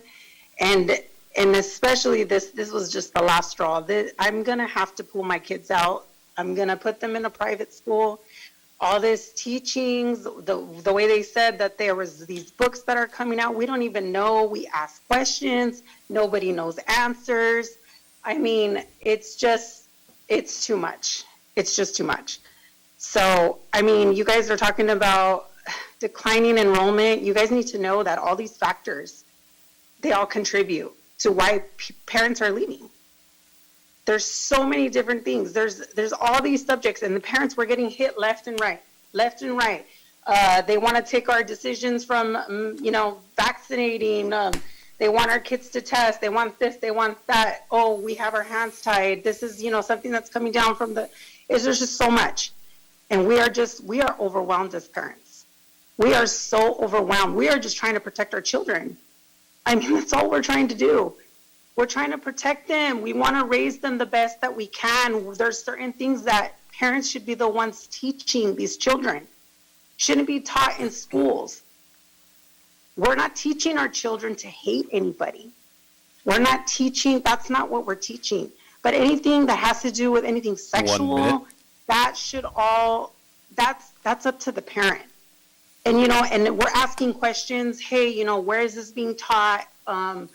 Can you let me know, what the curriculum is? What exactly does this mean? What does this consist of? And we're not getting any straight answers. And that is very disappointing because as a parent, we want to be involved. And we feel like we are not allowed that opportunity. So that's pretty much all I have to say. Thank you for your time. And we'll see you at the next board meeting. Thank you. Thank you. That concludes the online public comments. Okay, thank you, everyone. Spring is here, and hope everyone have a happy spring break. And this is a season of hope, and I'd like to adjourn. May I have a motion to adjourn? Motion adjourn, Eugenio. Second by Sophia. Okay, all in favor? Aye. Okay. Happy Easter, everyone.